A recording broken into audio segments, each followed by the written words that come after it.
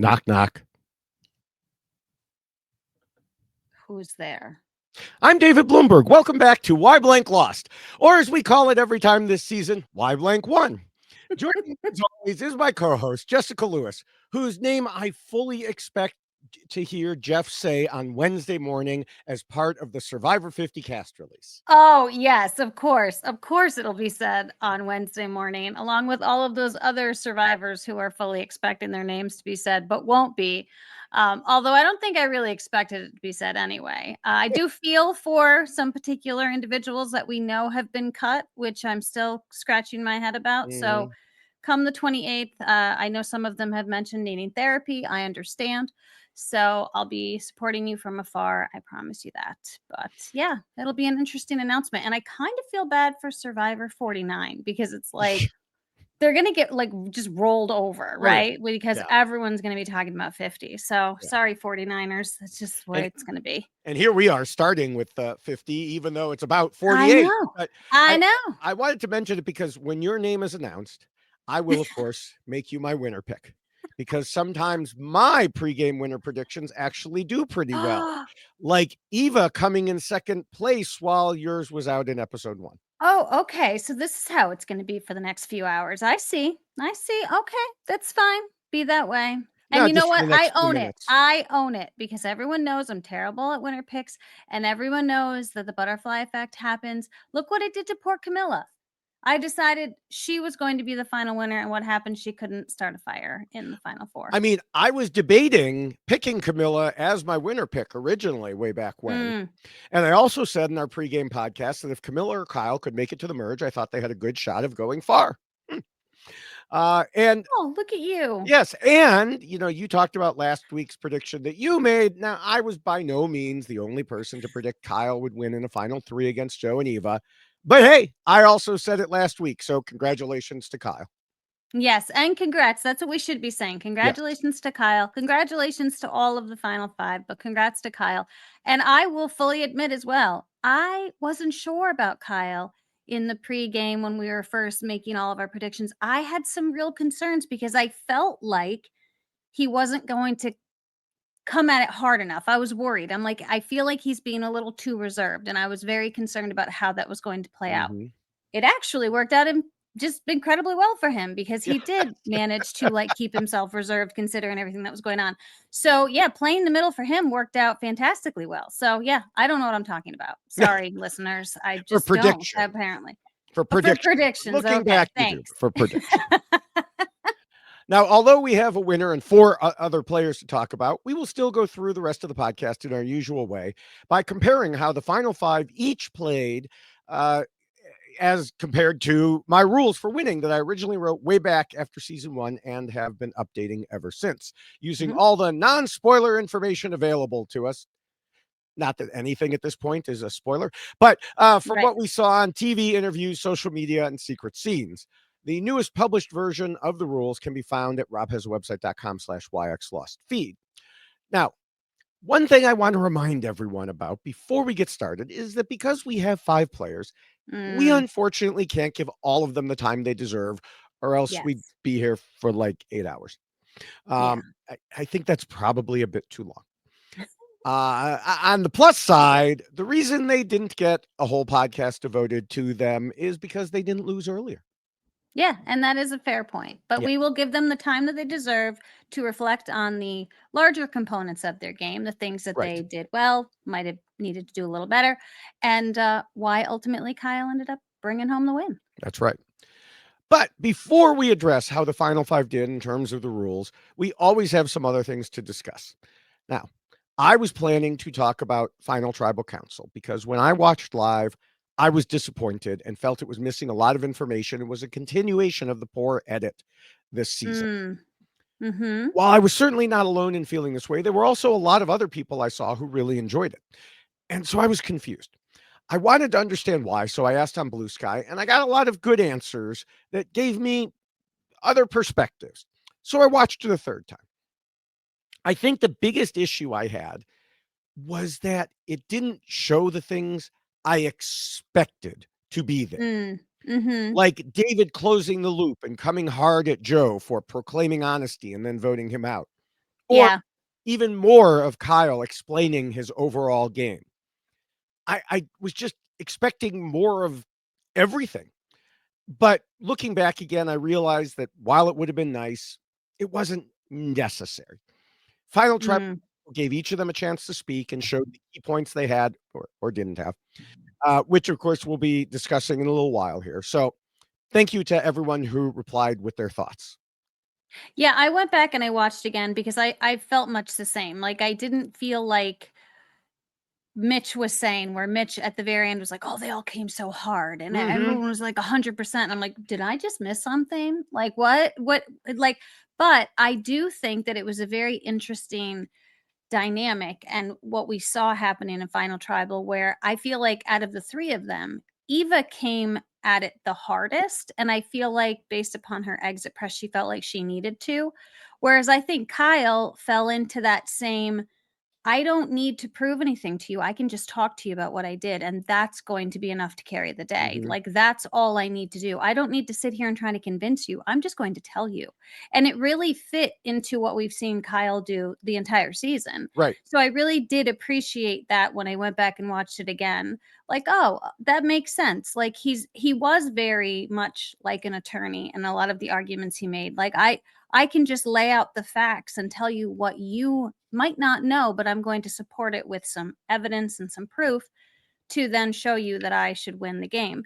And then Joe, I do think that Joe just kind of, I love the guy, but he just kind of came at it from the wrong angle, I think, Mm-hmm. where it was more of a personal win for him as opposed to like a game win. Like, Right. I'm the best player here as opposed to I'm the best person. That's really kind of what it felt like. So I think overall it was a very interesting season for sure. Mm-hmm. We have some issues with the editing, which we've discussed, and I'm imagine that we will be discussing that throughout this Yes. podcast. But I think Kyle's a great winner, and I think that we will have much to say about everyone who was in the final five. Yeah, I do think in that final tribal council, like the David thing not coming up. I wonder if Shaheen filled in David about more of the reasons that it happened and also took credit for that, like we saw him do in interviews last week. So Mm, maybe David, well, part of me says maybe David didn't blame Joe so much by then, but in his pre-final tribal council jury confessional, he said Joe might get his vote if he fesses up to gameplay that involved breaking promises. And then yeah, Cedric also said he voted for Joe in part because, quote, he owned everything. And then the thing that Mitch said that you mentioned. So what did Joe own? What did he say that killed it? yeah. Things were clearly cut out as they always are, but Hmm. I guess in the end, it didn't really matter that much. Well, and I am curious about David because I don't Aren't feel we like all? we are. I don't feel like David's approach to Survivor was what we've seen most people who play Survivor do. Like, he wasn't there because he wanted to win Survivor. He was there because he wanted to compete and he wanted to like win challenges. And Mm. that's great. That's fine. So I think that that's probably why we saw him doing what he was doing at many of the tribal councils, thinking that he was somehow going to be making a point when he just left us all scratching our heads. Like, why is he standing up? What is happening right now? Like, he thought that he was going to be like the center of attention for particular things, which is why I think we also saw the knock knock joke. Like, Mhm. what are you doing? Like, this is a game for $1 million. It is literally not about you right now. It's about the people who are sitting in those three spots. And the look on Jeff's face and the players' faces when he did the knock knock thing, I think he thought in his mind it was going to be like this big, like, oh, look at David moment. And everyone was going to be talking about David. And we are, but just from a different Yeah, yeah, vantage point. yeah. Yeah, instead of stuff like that and another David thing later, I would have liked to hear more of what Kyle said, not so much for myself, but for the many others out there who don't necessarily listen to podcasts Yeah. or Yeah. get that full experience because Mike Bloom's parade interviews had a poll at the end of each of them asking people if they agreed with Kyle's win or thought Joe should have won. And when I was looking at those late Thursday night, the Joe Truthers had like 60% of the vote. Mhm. And these are people who actually went to these pages. So they went to look at interviews. They were Yeah. not random people walking down the street. So that's a majority of that sample who Yeah. did not really understand why Kyle won and Joe lost. And, I'd like to think all those people are listening right now, but we know they're not. And, you know, if that many people don't understand, while it ensures job security for us on this podcast, it Mm. tells me the editing failed. Yeah. Uh, so now Well, and I can say too that there were quite a few comments that I came across in my Mhm. reviewing so many exit interviews in preparation for this that really like spoke ill of Camilla and Kyle and their lying and how, Joe should have won because he didn't lie and they were the biggest liar. And like it was really kind of ugly. And I was thinking to myself, well, this is a game for $1 million. And yeah, and you have to outwit, outplay, outlast, but sometimes that includes lying as part of scheming and plotting. And I would so say I always if you're going to Right, win, so you know. yes, and so I was really kind of taken aback that there were so many people who were, like, angry at the fact that, like, somebody who lied won the game. That happens all the time in Survivor, like Literally all the time. Like it has yeah, never not happened. right, So I yeah, I got into plenty of those conversations too, and then yeah, wished I hadn't. yeah, One thing about Joe, I will mention, and I think Rob has hinted at this. I don't remember if he has, maybe not. I can't remember for sure where all I saw it. That there's some speculation about that, that revelation we'll be finding out Wednesday that mm, Joe could be headed back out for Survivor 50. So it's possible yeah. they didn't want to show him getting totally creamed in tribal council. It's you know what? I've heard the same rumors. I've seen the same predictions that Hmm. he is someone we will be seeing again. He is the type of player that Jeff Probst loves, Yes. and we know this, and we saw how significant that relationship was throughout the season Hmm. between he and Eva. And so I wouldn't be surprised if we do see Joe being mentioned for Survivor 50. And I certainly don't want to not commend Joe because I do think that Joe played a great game for the type of game he wanted to play. And so I do think that that is something to be like appreciated. Like he walked in saying, "I don't want to have to lie and cheat and steal, but I'm going to see what happens. Like I'm going to read the room when I get there and I'm going to figure it out, and if this is something I can do, I just want to be me." And I thought that was really interesting that he was like, "This is who I am. I don't want to pretend to be somebody I'm not, and it will be easier for me to just be myself." And that's what he did. And so that I do think is very commendable that you can go onto a game show like this, right? And Hmm. actually still be yourself and have that component where you want to have integrity and loyalty and not lie and not do those things. But then you have to realize at the end, maybe that's why you didn't win because you Yes. didn't do those things, right? Yes. Yeah. That sounds a lot like a lot of the conversations I had online. Yeah. So yeah, I would have liked to see more final tribal council. And like I hinted at a minute ago, we could have cut out some things like David's idiotic comments about gender-based milk drinking in the reunion.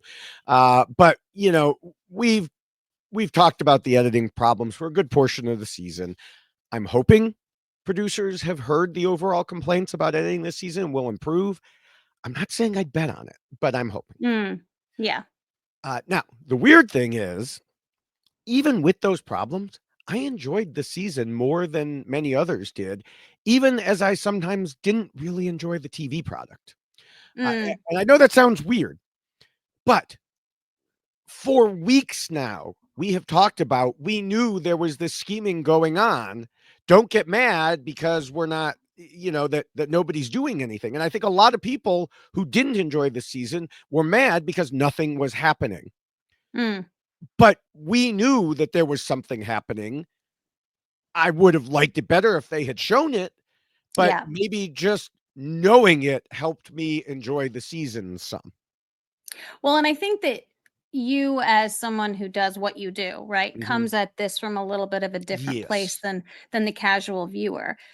The Survivor of old was the Survivor where crazy things were happening and people were burning people's hats. I mean, stuff was like just out of control with some of the seasons. And as a viewer, oh, that was so much fun, right? Because you're like watching Mhm. like really people dumping rice into the fire and like people almost getting into physical altercations. And so much so Jeff had to get involved in like random tribal councils happening at challenges because there was like scary stuff going on. And there was always like these really big characters who were creating storylines and things. And I feel like this particular season presented a much different issue for editing because you really did see a theme take over, and it wasn't about one person. It was really about this group of people who were Mhm. like, we are going to be loyal and strong and stay together until the end. And that brings us back to like pagonging, which is not very exciting for people to watch, right? But we know that it happens in Most people. Survivor. But that's like most people. But Yeah. we know that it happens in Right. Survivor. But someone who's the casual viewer is just like, come on, what are we doing? Like, this is boring. I want to see people Mhm. fighting and going after each other. But if you're in the majority, there's no reason to do that Right. until you absolutely need to. And so it came from a different place. I think I'm not saying the editing was great. There were a lot of issues with the editing. But I think that we were dealing with a different type of thing here where it was almost like a group think as opposed to an individual person that they were necessarily Right. focusing on. It was just a different vantage point that we haven't really seen in a long time. And I don't think the viewers really appreciated it very much. Yeah. Yeah. Now, I the viewers didn't appreciate that, but speaking of appreciation, can you imagine playing and winning Survivor and then coming back and having to sit there while a bunch of people yell that you aren't doing anything and are a terrible player? Oh, it would be Um, terrible. my head would explode. I Yeah. definitely would not have handled it as well as I've seen, Kyle and some of the others, Mhm. deal with it. Yeah. I do hope everyone who watched the season learns from this. So a few seasons from now, if the same thing happens, you and I don't have to sit here and say, "Hey, remember what happened in season 48?" Yeah. Yeah. Just because we don't see them playing doesn't mean they're just sitting there. Let's have a reminder. It seems to Yeah. be this amnesia that happens every few Yeah. years.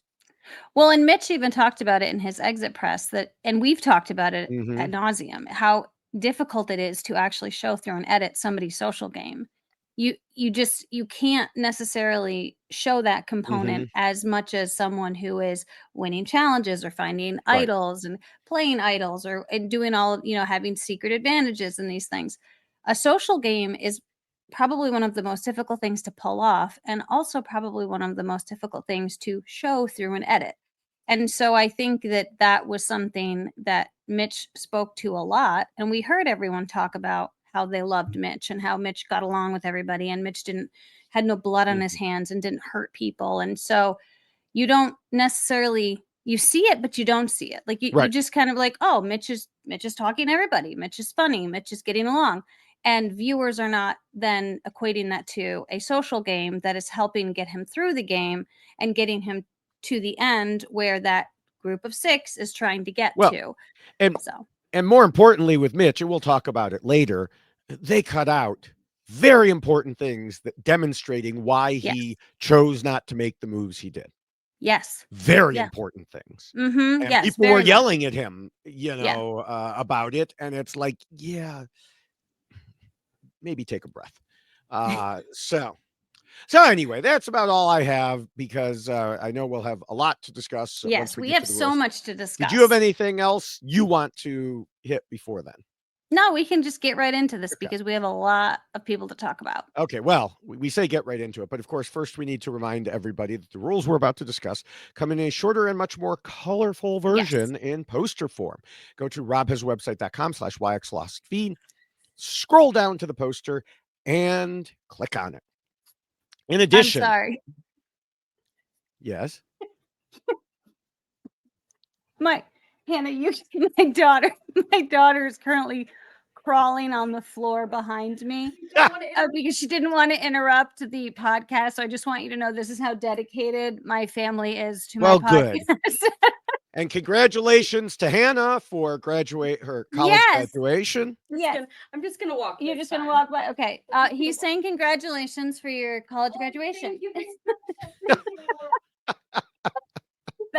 She scared me because all of a sudden I'm like, what is that on the floor? And it was my daughter's.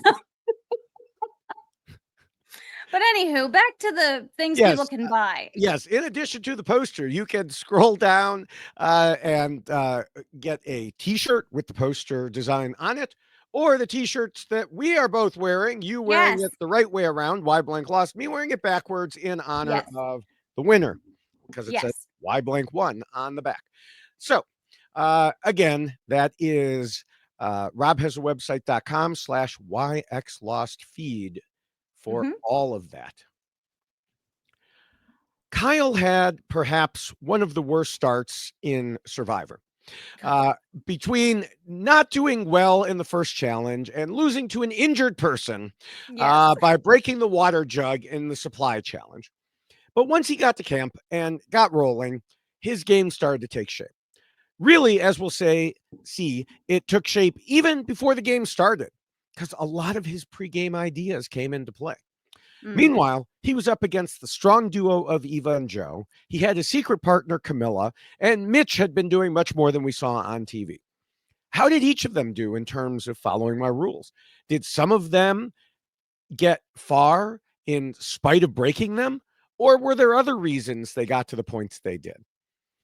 Get ready to go, because we have 5 players to talk about.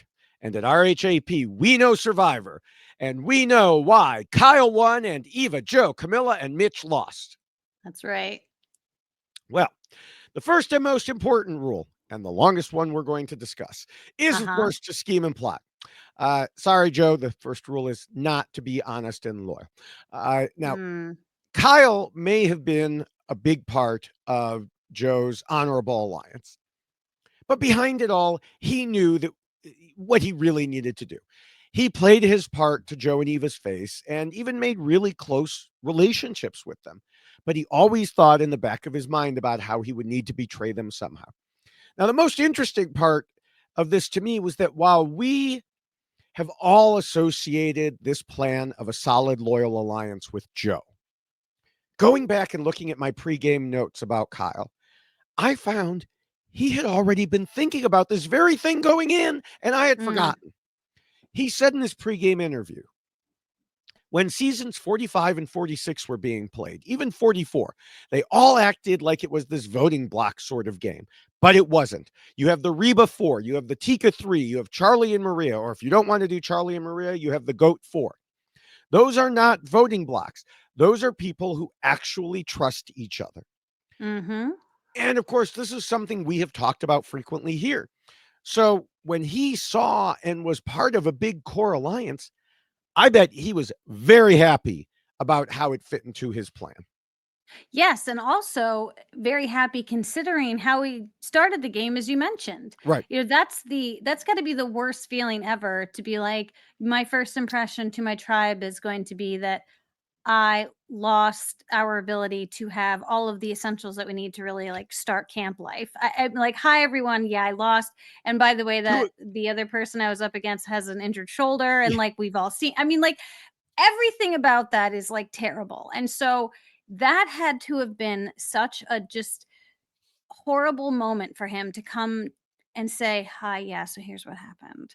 But then still have the ability to find himself in the majority to maintain that position. And that was something that he talked about in a lot of his exit press, was how he was able to continue to be in that place despite things that had happened, and that people were not targeting him for various reasons. So he really did find a great balance to enjoy what a majority alliance is going to provide to you, but also hide him in a way so people weren't focusing on Kyle. So he really did do this incredibly well, considering how terrible it was the way he started. Yeah, I mean, he immediately made the effort to get in good with his tribe mates. That led to Mhm. bonding with Camilla, bringing in David and Chrissy, thanks to Camilla throwing Charity under the bus. And of Mhm. course, that was the beginning of a beautiful secret alliance friendship with Camilla that went all the way through the game as player after player said in post game interviews they didn't know about it, Yeah. even including original tribe mates Charity and Chrissy. And Joe told Mike Bloom, I'm going to flat out say no. I did not know that the depth of their relationship. Mhm. Eva flat out told Mike, anyone who claims they knew Kyle and Camilla were as close as they actually were, they're lying. She added that he would spend all his time with her and then run off for a few Mhm. seconds to secretly catch Camilla, then come immediately back. And then, Eva, Kyle, and Camilla all said in interviews that we saw on TV probably over 90% of the conversations the two of them had, which is a total reverse. Usually we Yeah. say, oh, you only saw 10%. No, we saw Mhm. the opposite here because they had so few, but they were so important. Yes. And, meanwhile, back at the starting tribe, I mentioned Kyle also had David, and that was his more public number one.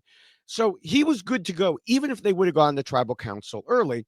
But of course they didn't. And he and Camilla ended up on a swap tribe with the whole California Girls Alliance, whom they Mm. outsmarted through their acting and planning and sharing information in a way that was so secret. Their alliance remained hidden even after they pulled off the Thomas vote. Which still stuns me that they were able to pull, because you would think that's going to shine a very, very big red flag on everything that they're doing. But even Kyle in his exit press was talking about how nobody picked up on it. He came back from tribal councils like, yeah, I played my idol, like someone went through my bag and they Mm-hmm. were just like, oh, okay. And that was it.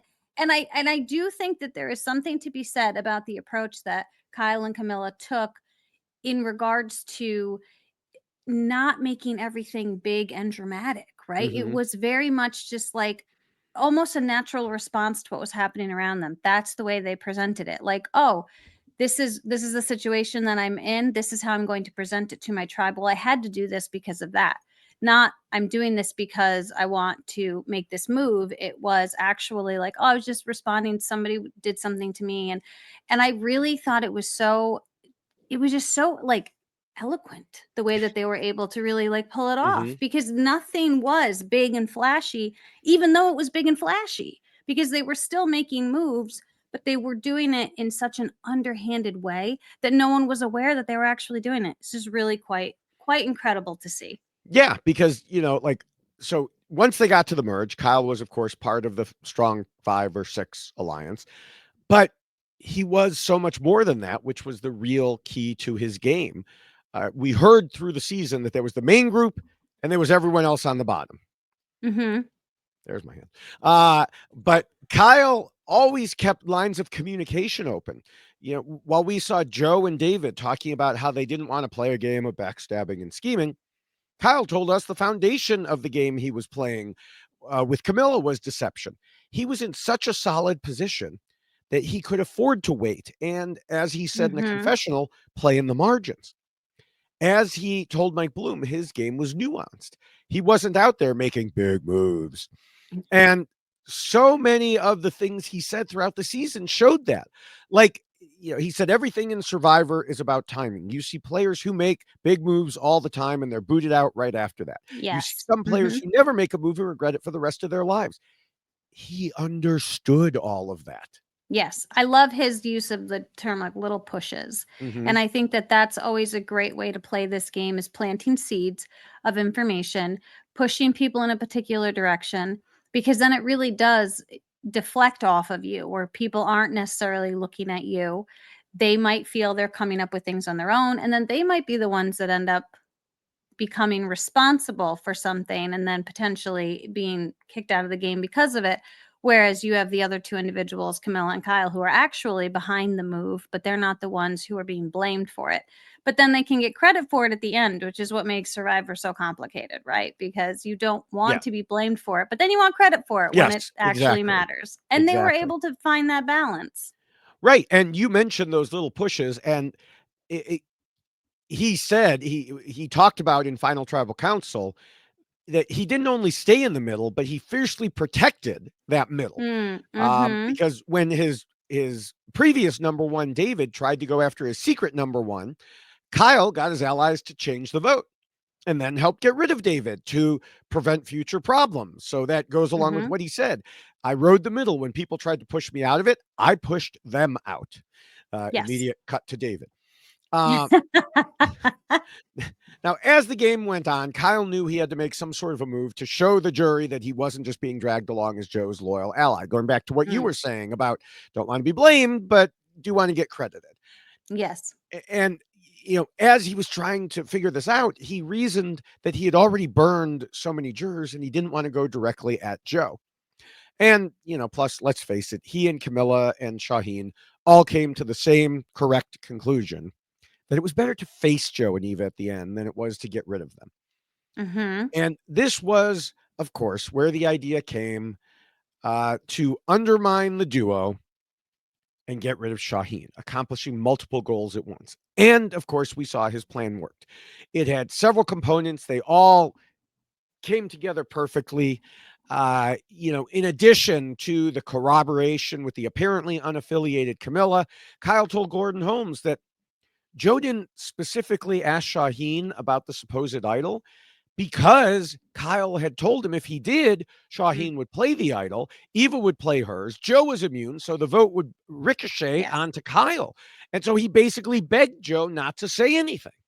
And also basically told him, and even if you ask him, he's going to say no. Right. So, Yeah. like, it doesn't even, He's going to it say does you no no and then benefit. play it.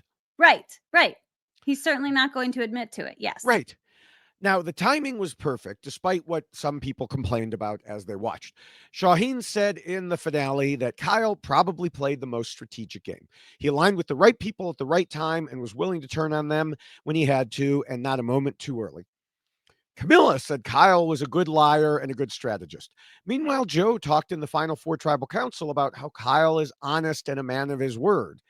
It was all set up perfectly for the big Mm-hmm. reveal at Final Tribal Council when Eva claimed credit for the move and Camilla threw the alley oop pass so that Kyle could execute the perfect slam dunk.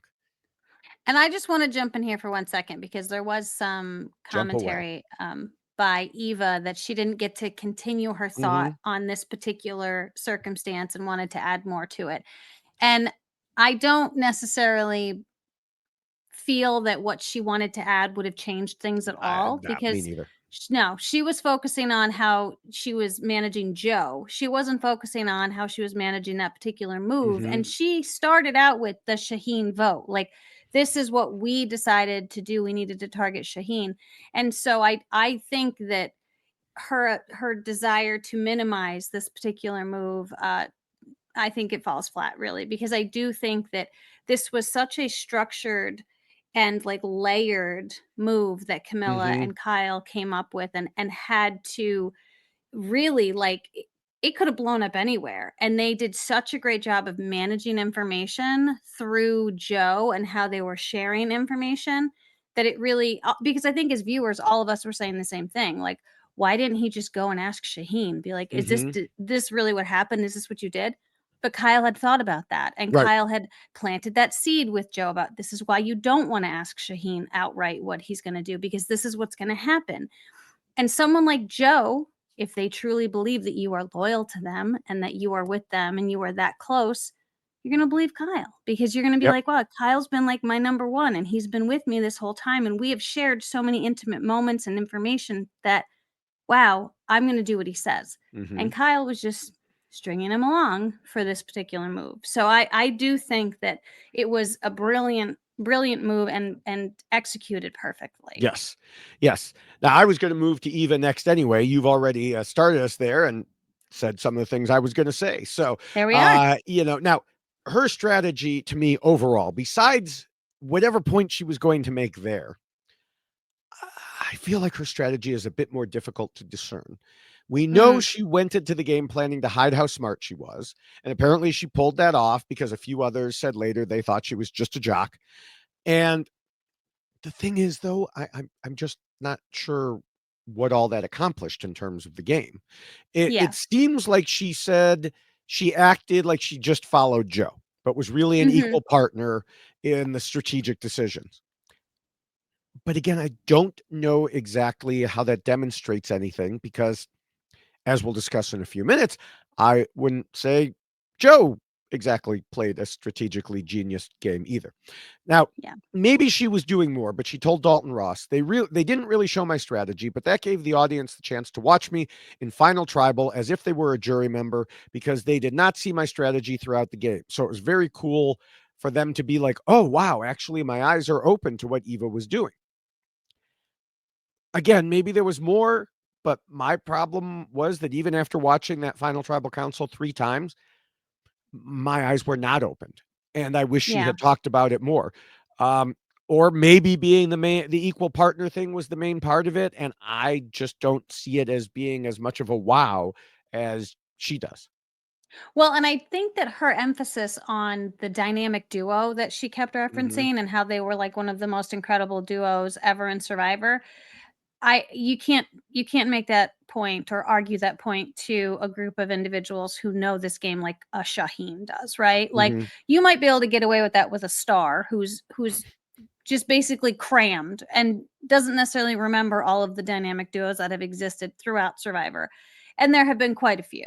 mhm, And I not that I want to discredit the relationship that Joe and Eva had, but when you had the other half of that duo sitting there saying, "Well, we didn't do this because we wanted to do this as a game. Like we did this because we right, just we connected with each other and then we became like close with each other and it wasn't about strategy necessarily." I mean, Joe was literally saying this in the final tribal mhm, council. And Eva's trying to argue that they're the greatest duo to ever play the game. And you're like, well, wait a second. Like, that's not what he's saying. He's saying that, like, we both played a game, but we played it together. And she's acting as if this was their strategy all along, was to be this great duo.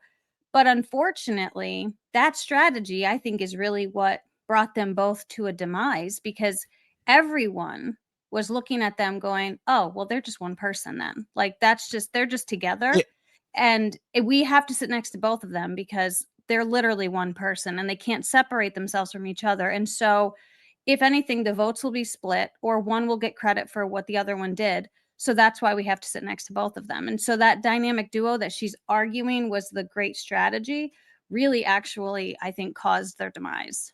I mean, it did both. It helped them move forward and Sure, prevented them 100%. from winning. Yes. I do think one part of what Eva and Joe did was a good strategy for their circumstances. As she told us at the merge, she and Joe, she knew she and Joe were a threat, so they needed strong, like minded individuals so they could run the game. Mhm. And indeed, it kept them safe all the way through. And it made even more sense for Eva in particular to try to push the idea of honesty and loyalty because she has said she can't pick up on lies like other people can. Mhm. Yeah. So if that was her strategy, it was a good one to move them forward in parts of the game that are often dangerous for people who are seen as big threats. But what we saw from Eva through the game and even in Final Tribal Council was talking about how her plan was to get her whole alliance through.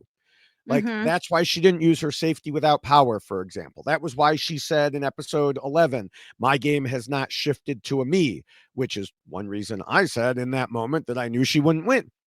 Because Mhm. while players often need a we to get to the end, like Kyle, he knew he needed a group of Yep. individuals. Chrissy was right from as she said from the jury, only one person can win. So Yeah. you need to distinguish yourself Yes. from the we. And I did Mhm. not see Eva do that from a No. strategic standpoint. She really and that's when, Joe tried to explain the relationship that they had created and how they were each gonna speak separately about their games, but yes, Eva kept going back to it being she and Joe, and so this and again, I'm just gonna flip this back over to Kyle and Camilla for a minute and also Mitch as well. Mhm, Everybody knew they needed to sit next to both of them, and they all knew that for the same reasons because there was no separating the we. And I think that from a strategic standpoint, every other player was in the right in thinking I need to go to the end with both of them mhm. because of that inability to separate. And so I think that that'll there's a lot of things we can discuss about Mitch, I think, in regard to that too, and why people didn't split them up and the various things that they did. But yes, I mean, her idea that was the strategy certainly wasn't going to be a winning one for her. Yeah. So we can move to the other part of the we, Joe. And I think most people already know a lot of what I'm going to say, but it's still my job to say it. During the season, Joe said, everybody plays this game differently. There are players who have made it to the end with a tight alliance that didn't get crazy lying and cheating and stealing. It can happen. And I absolutely agreed with that. You can indeed get to the end that way. Just like Kyle talked about solid alliances in his pregame interview. But there is a difference between getting to the end and winning. And winning or losing is what we talk about here. This is something that, I told you I had some of those online conversations just like you saw. People were like, look, his strategy got him to the end. Yeah, but he didn't win. He didn't even get second place. Yeah. So okay, you could applaud it, but not if the goal is to win the game. Yes. And he also said in the finale that he wanted to play an honest, loyal game, and he refused to do certain things that would compromise the man he is. He wasn't willing to stab someone in the back or build a resume just to impress the jury. The problem is that if you want to win, you should really be doing all of those things. You have to impress the jury. They're the ones who are making the decision. And Yeah. and we've talked about this a lot with Survivor, is the jury wants to see that resume. They want to hear what you've done. Now, yes, we can give him all of the credit in the world for creating a group of people and helping carry that group through the game. 100%. But you have to be mindful of the people in that group and what they're doing. And everyone was willing to work with Eva and Joe because they knew that strategically those two were not a threat to them, and they could come up with that perfect timing to make a move in order to undermine that duo. I mean, these were the thoughts that Shaheen was having, that Kyle and Kamilla were having, and that just goes to show that this idea of, yes, you can bring a group 100%, but there is going to be someone within that group that is not thinking we, that is thinking me, and knows that I have to win this game. And Kyle was doing that. Kyle was looking for that one thing that he could say to the jury, hey, jury, this is what you don't know. And this is the move that I and Kamilla did together to undermine the two sitting next to me. And unfortunately, Joe just wasn't thinking that way. He was thinking everyone was going to be in this mindset of, well, look, but we all got to the end together. But we can't all win, as Chrissy pointed out. And I think that, yes, props to him for creating that group, but he needed to do something more than just getting his group to the end. He needed to distinguish himself from the group. Yeah, and you could tell that Joe has seen, the criticism, because he said in his interviews, for example, telling Mike Bloom, I just want Survivor fans to be okay with letting someone play the game the way that they want. If their game is just lying, that's the difference. I'm okay with that. That's your game. And if I don't want to do that, it doesn't make me better or worse. It's just my path. Now, I agree. Survivor fans should be okay with letting someone play the way they want. Like, I'm perfectly okay with Joe playing that way until I hit the record button here and we get to this podcast and we have to explain why he lost. Because that is one of the main reasons. It's not like I'm mad at him, like I'm out here going, oh, Joe, I can't stand you. Right. Some people are, don't get me wrong, about various players. But I'm not mad at him. I don't think he's a bad person. To the contrary, I think he's a good person. Right. But it is a key reason he lost the game, and we cannot ignore that. Right. And I agree wholeheartedly. I think Joe is a great person. I think Joe is someone who probably would have been a great person to play this game with. I mean, I can relate very much to a Ken in my existence when I played Survivor. Ken is a great human being. He's so kind, and he will do anything to take care of the people who he surrounds himself with.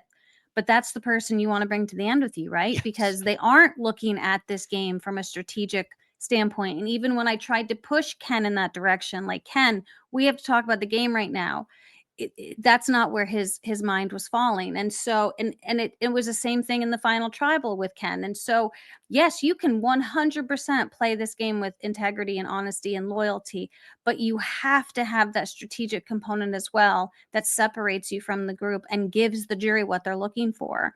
They want to reward the best player. They don't want to reward the best person. And if they can Usually, do not both, every jury, but usually. not every And jury, this but if jury they certainly did. right. I mean, if they want to reward both, they can. If Yeah. they make a determination, it's a popularity contest. That's up to them as well. But this particular group wanted that move. They wanted that thing that separated the winner from Joe and Eva. Mhm. Yeah, I do think that even while he, tried to stick with his honor and loyalty mantra, Joe somewhat understood he needed to play the game. He knew they needed to move forward as a group, like we talked about with Eva, and that meant voting out other people. I think some lines got a little blurry there because, like, he said, "Oh, we have the 6," which included Mitch and Camilla. Mm, But the supposed plan was to see what happens at 4 when he knew darn well the plan at 4 was to dump Mitch and Camilla. right. So, you know, no matter what you proclaim, you can't really play an honest game. As Well, as I have someone to well, I was go gonna say, ahead. as someone said, in a conversation I was having, it's like playing poker, and every time you get your cards, you turn them face up. You're not Mm. gonna win that way. You cannot play a poker game that way, and you can't play Survivor that way. And that's a fair analogy. But I also think that part of Joe's reasoning or justification for this thought process here, as far as, well, we know that Mitch and Camilla, Mhm, we're gonna dump them once we get down to 6 and then mhm. 5. In his world, he was being honest with the people he was playing with, right? I mean, Yes. so But it again, wasn't that's that right. rationalization that people Yes. use. If you were being truly honest, you would have said, "Mitch and Camilla, we're gonna get to 6, and then we're gonna vote you out." Yeah. And he But was being honest with the 4. So I feel like in his world, he could try to justify, like, no, no, look, I was being oh, honest because I was being honest with the 4 because we all knew we were going to get to mhm. 4. So it is a People can very justify interesting. all sorts of dishonesty in the I world, know, and this you is what I'm know? saying, that, and even when they were voting out Mitch, well, I told Mitch we were gonna vote him out. Like, Yeah. we told him. Like, we didn't try to pretend. We Mhm, sat down, we had a conversation, and we told him we were gonna vote him out. And so I do think that there's part of Joe that thought that, well, they'll understand because they see what's happening, and we're just gonna let them know that this is what's happening mhm. when we get there. Yeah. But Yeah, exactly. Now, moving outside the final 3, we get to the best liar of the season, Camilla. And while someone like Joe would look at that as an insult, I have no doubt that Camilla would consider it a compliment. yes. She even said in the finale that she'd been lying all game. You can lie and deceive, you just can't get caught. And she said in interviews that it was part of her plan coming to play. Another part that I noticed right away in her pregame interview with Mike was her saying, I don't need big moves. I need to make smart moves Mm, because big mhm. moves get you. People have big movitis and then they do it too early and they get sent home. And, more importantly than making me happy, which should be what most Survivor players strive to do. But that sentiment lined up perfectly with Kyle's thoughts as well, which we talked about earlier. So it's no wonder they worked so well together. Yeah. Yeah, she was so impressive because she wanted to play a different game than she ended up playing too, which I think speaks volumes to her Oh, yeah. understanding Yeah. of the game. We'll have that. We'll definitely talk about that in the third rule. I Okay. guarantee that one. Yeah. But I Um, appreciate the fact that she recognized that and then mhm. figured out how to make the game Right. work for her.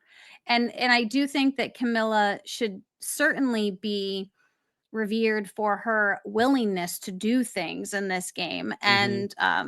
and wanting to make moves but understanding when they needed to be done and how they needed to be done. Right. There was so many nuanced things that she worked through in making those decisions that I think constraint is a very difficult thing to have in a game like Survivor. Like, you to be patient, and she actually, I believe in her pregame interview said that that was going to be her like kryptonite, was her inability to be patient. And boy, did she show some Yes. serious patience throughout this game. Very Yes. much so. Yeah. Yeah, I mean, she had a number of fun moves throughout the game, starting with throwing Charity under the bus early and using that to create her initial alliance. Then, of course, was the first round of acting when she and Kyle pretended for, days to not be working with each other and independently worked on the California girls to figure out who to target, who was lying, etc. Camilla explained to Rob how she and Kyle continued to fool people after voting out Thomas. We already talked about that. You mentioned what Mhm. Kyle had said, and people bought it. After Yeah. the merge, Camilla came up with the idea of framing Shaheen as having a secret idol, which didn't work at the time, but of course it paid off later. Mhm. Now, some less flashy things that she did included making a number of other secret alliances. Of course, they were all secondary to the one she had with Kyle, but we found out later that she had one with Shaheen, she had one with Mitch, and despite the way things were portrayed, they tried working with people like Star and Mary. But Yes. as Camilla told Mike Bloom, they could not trust Star at all. They even set up a trap.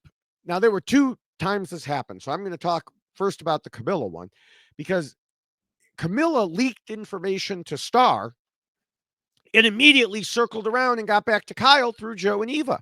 And Mhm. Camilla noted to Mike Bloom, she genuinely believed that she's working with Joe and Eva. She's not going to make this move against them. So everybody's getting mad at people like Camilla and Kyle and being like, why won't you join with Star? But the fact of the matter was the situation was exactly reversed. Star was never going to make the move and was lying that she was going to and was trying to Mhm. trap them. And they Yes. caught her. And and then they also couldn't really work with Mary because she said that Mary would cling to anyone who wanted her, meaning she would have dumped them in a moment.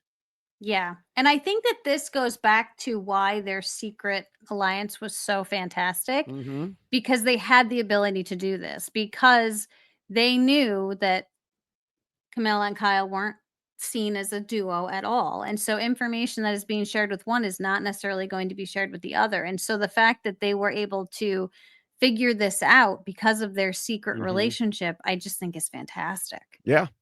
Yeah, I think Camilla wrapped up her game well when she said in the finale that people saw Joe and Eva as the big duo in the game, but they're a duo that's just sitting there while she and Kyle were a duo that Yes. who was working the game hard. And Mhm. yeah, part of that involved lying whenever it was necessary, just as she planned. She Mhm. told Dalton Ross that unfortunately, with the whole honor and integrity thing, it was hard to do and she felt stifled. But, quote, thankfully, Kyle wanted to play Survivor. So I got to do that with him. That's so good. Yes. Now, moving along to Mitch, we have a situation that, as I indicated a minute ago, follows along with Camilla, what Camilla was saying about trying to work with Star and Mary. As recently as the post finale know it alls, Rob was still saying Mitch should have gone with the rock draw at 8 because they were clearly a top of 4 and a bottom 4. Mm. I don't say this often, but sorry, Rob, you were wrong. And he learned that in the interview with Mitch. Not to pat ourselves on the back, but we've been ringing this bell for a while now. We didn't have all the specifics because of the poor edit, but we knew Mitch had been scheming with other players like Camilla and Shaheen and maybe Kyle. He trusted them. He did not trust Mary and Star, who had just Mm. tried to vote him out. But it turned out to be even more than that, as he explained in interviews how he presented some ideas for a final 3 to Star. And within 10 minutes, Eva was telling him how Star just came by and told her all about what he'd said. Yeah. So remember when he said, wow, what a joke. Of course, I don't want to work with you, Star. That was in direct response to this. It was made to look like something else. Yeah. So he did want to make a move. But Star, again, was the one who ratted everything out and ruined it. We mentioned Camilla saying a few minutes ago that it made it clear to her, and it also made it clear to him that Star still believed she was playing with Joe and Eva, which further explains as he noted in interviews, why she didn't play her shot in the dark when Mitch literally told her to. So I'm just going to say that after all of this, I presume everyone who complained about Mitch not making a move there and not trusting Star will be sending him apology notes. I would hope so, but I do think that it's the problem for Mitch too is the commentary that was included in the Mm-hmm. show as well, where he was like, I should have made a move. And you know, everybody who was on that Mitch train was like, see, I told you. Even he said he should have made a move. But this game requires you to make moves with people because you can't do it by yourself, which is Right. what we saw with this particular group. Understanding I need to have a group of people in order to do these things that I need to have done. And yes, Mitch tried. He tried to take those stragglers, if you will, the ones that Mm-hmm. he thought were on the bottom, and do something with it. But if they are not willing to make that move with you, well, then you can't make a move by yourself. And it Right. has to be a very frustrating position for someone like Mitch to be in, because then to get to 5 and have him be told, well, everybody loves you, so no one wants to sit next to you.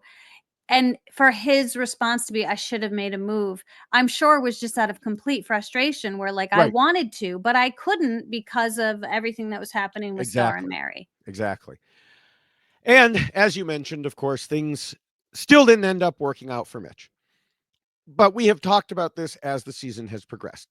Sometimes it happens. You believe you're in on the plan and people lead you along. How Mhm. many times this season have I referenced back to Survivor 44's Jamie and Lauren?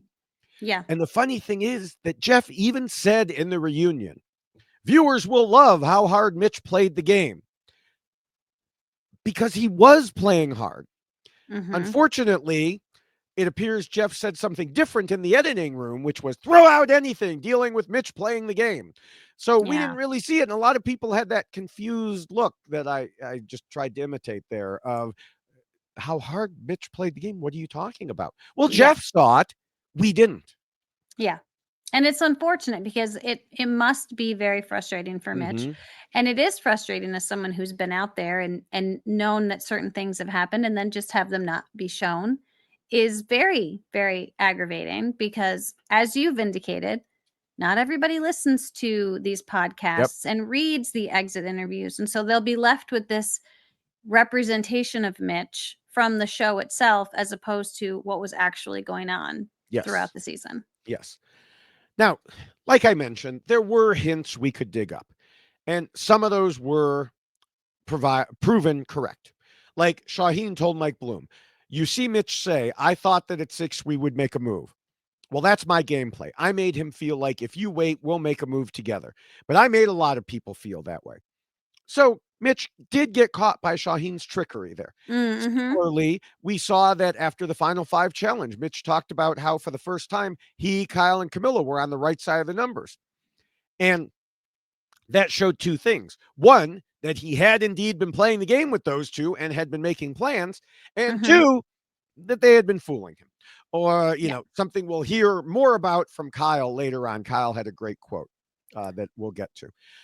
Or at least they had him as a secondary option while they played the middle. They had him there, but Mhm. they decided to go with their primary option. Mhm. And, because as we've talked about, they determined it was better to go with Joe and Eva. Yeah. Always good to have options in Survivor. Yes.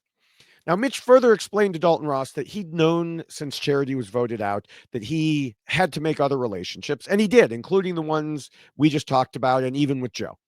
But as he added, unfortunately, that wasn't really shown out there. He wanted to find a way to make moves, but as you indicated, if he tried just for the sake of doing it, he would have been a goner. So he played a Mhm. low key game to get to 6 and see about someone flipping, which they did. They flipped against Shaheen, but he still had to break that foursome who all wanted to go to the end together for different reasons. Uh, Yes. to do that, he would have needed to win immunity, and he just didn't. I don't think he quite realized how much Kyle and Camilla wanted to go to the end with Joe and Eva. Oh, I don't think so either because I do think again this is that like mm, overarching theme that we saw throughout Right. the season was how no one's going to beat Joe in the end, and Joe is great and Joe is fantastic. But that's why Eva needed to come with Joe. And I think that's the part that was being left out of that is I think if Joe is sitting there without Eva, we have a much different type of final tribal council. Potentially. Yeah. Potentially. I mean, I don't know. I think, and we'll talk about this more as we go on. I think just the two of them and independently lost their luster as things went on and people started to realize, oh, maybe they're not such big threats. Oh, and I don't think that Yeah. that's incorrect. I do think that they lost their luster, but I do also think that if Joe is sitting there without Eva, which then changes the trajectory of the game, Hmm. but also the distribution of votes. If we've got a Mitch, Joe, and like Kyle sitting there at the end, what's that going to look like? What that would feel like. And so I do think that that idea of Joe winning the game was a very real concern because as you're Right. out there and you're seeing how people are responding to Joe, well, everybody likes Joe. And also, Joe has all these challenge wins and he's been running the show kind of in a weird way because everyone's doing what Joe Hmm. wants. And so you can get caught up in that portion of it, but then you really have to take a step back and look at, well, where's it all going to come to in a Right. final three and the permutations of that, which everyone was doing because they were all talking about what does a final three look like and what is everyone saying about Mitch. Hmm. No one wants to sit next to Mitch in the end. So I think that speaks volumes of how different things could have looked for Mitch if he had been able to break up that duo. But as you've already indicated, everyone had their reasons to be sitting next to both of them and not Yeah. just one of them. Yes, which we will get to because okay, that was rule one. That was a lot. It was. I guarantee that will be the longest rule we discuss because after all, there's a reason I always say rule one is the most important. That's right. So we can move on to the second, which says not to scheme and plot too much and to keep your scheming secret. With so much honesty in this game, in this season, there wasn't nearly as much worry about violating this rule. But there were some instances and also some very good play in terms of following it. Of course, the best example of following this rule was the Kyle and Kamilla alliance. We already discussed Mhm. it a lot in Rule 1, so I'm not sure there's a whole lot more to say, but I wanted to recognize the way they accomplished a minor miracle in keeping their scheming so secret. Yes. That was a very, very big miracle. Yes.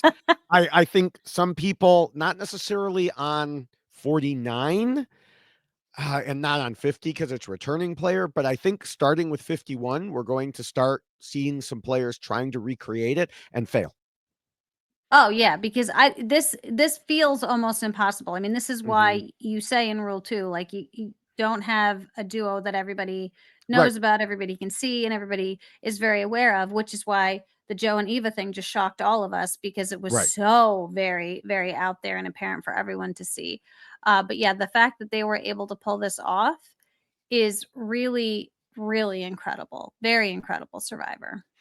Yeah, and Kyle, obviously his work with Camilla was the one that we saw the most of, but he had many relationships that we didn't really get to see.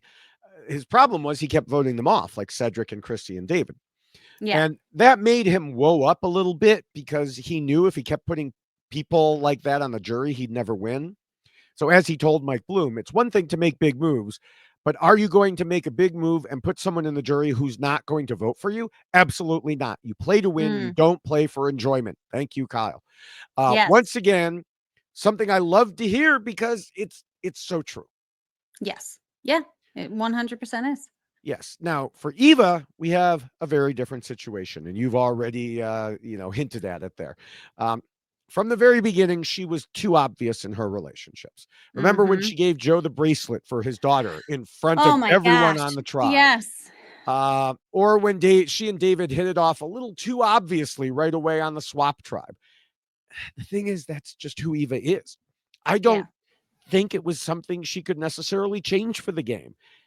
And in the end, it didn't come back to bite her the way that I and many others thought it would because nobody ended up targeting the obvious allies. Maybe they can thank Kyle and Kamilla for voting out Thomas, who was wanting to do that. Yeah. Uh, Well, Franny, go ahead. well, I was going to say, but it also did work against them because that's what we talked about already, that everyone wanted to sit next to both of them. And so Right. that idea of a duo being a problem, usually we see that you cut the head of the snake, or you're going to go after their number two, and there's Mhm. usually a reason for it. But what made this duo so not threatening was the fact that, one, they were so obvious, and everyone kind of knew what their plans were, because the honesty, integrity, Mhm. loyalty, and this was how they were playing the game. So they weren't being underhanded and conniving and shady and secret. So it made them so much less threatening because they were like an open book. Everybody knew what was going on with the two of them, and everyone knew what it was going to be perceived as by the jury, and no one saw that as a concern, because that, as Joe indicated, that relationship was not necessarily a strategic one, and it really Right. wasn't. It was more of a, we get along really well, and I'm going to look out for her, and we're going to get through this game together, and we're going to get to the end. But that was it. They were going to get to the end because they were friendly with each other and they got along with each other, but it wasn't because of a strategic game mindset. Yeah. Yeah. And, Franny even noted in her podcast with Rob this week that this obvious duo was an exception that would have been broken up on any other season. Mhm. But you needed, besides the things you talked about, you needed the specific combination of people to make it work. Yes. Like I mentioned, Thomas getting voted out when he was the one who had made the early observations about wanting to split them up.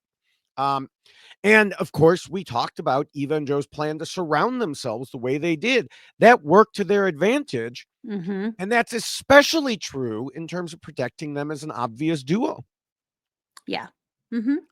Now, Joe had, obviously some of those same issues. He also had a couple other times when he would do things that he shouldn't have under this rule. Like when Mary told him she was voting for him, and he told us, well, I just have to stay calm, and then did the opposite. And, Yeah. he flat out told Kyle and Mitch he had to write someone else's name down in case Mary had an idol, and, just started going all over the place. And then later, when Kyle and Kamilla put their plan into play and Joe went back to Shaheen, we already discussed last week, or we already discussed earlier, how Kyle had begged Joe not to mention the idol. Mhm. But with the way Joe acted, if Shaheen actually did have an idol, he would have been 100% alerted to play it. Yes. Oh yeah, for sure. Yeah, because, well, but that also speaks volumes of how well Kyle and Camilla knew the people they were playing Right. this game with.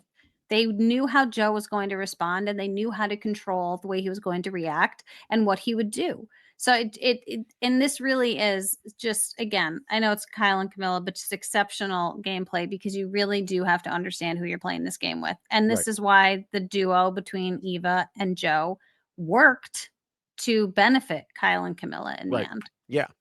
Now, one other issue with Joe was David's allegation that he did the unthinkable and broke his word. David told us before Final Tribal Council that Joe broke a lot of promises and he needed to own up to it being part of his gameplay, which, we never saw addressed, as I mentioned before we got to the rules. But Joe Mm. did talk about it in interviews, for example, telling Mike Bloom, I will strongly disagree that my game was deception or that I lied. Now, he noted in some of the interviews that sometimes things change and people change. And his justification, he didn't say it this way, but to me, it seemed like you get married, you make your wedding vows, and then you find out that your spouse is not holding up their wedding vows. Mm. Does that mean you're still bound to it?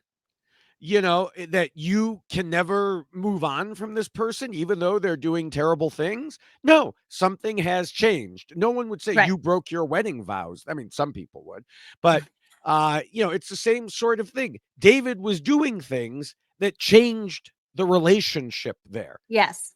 But It wasn't didn't like, want any effect from it. yes, yes. Now, moving to Camilla, we already know she did a lot of lying and enjoyed it. But as we mentioned earlier, she didn't get caught. However, there was one thing she said in the finale that raised a lot of eyebrows. She told Kyle before the final immunity challenge that if she won, she was putting him in fire making. And then, of course, he won and put her in. Now, here's the thing. I know a lot of people reacted to this, and I did in the Mm, moment too. But I'm about 99% certain he was going to do that no matter what. He is smart yeah. enough to have recognized the same thing, which is what Camilla said in all her interviews as well. Mhm. I still say she shouldn't have done it because it just didn't need to be said. And Right. it could have triggered something in that 1% of situations. But again, I don't think it ended up changing anything. Well, I do think though, if she hadn't have said anything to him, there is a world in which she could have tried Right.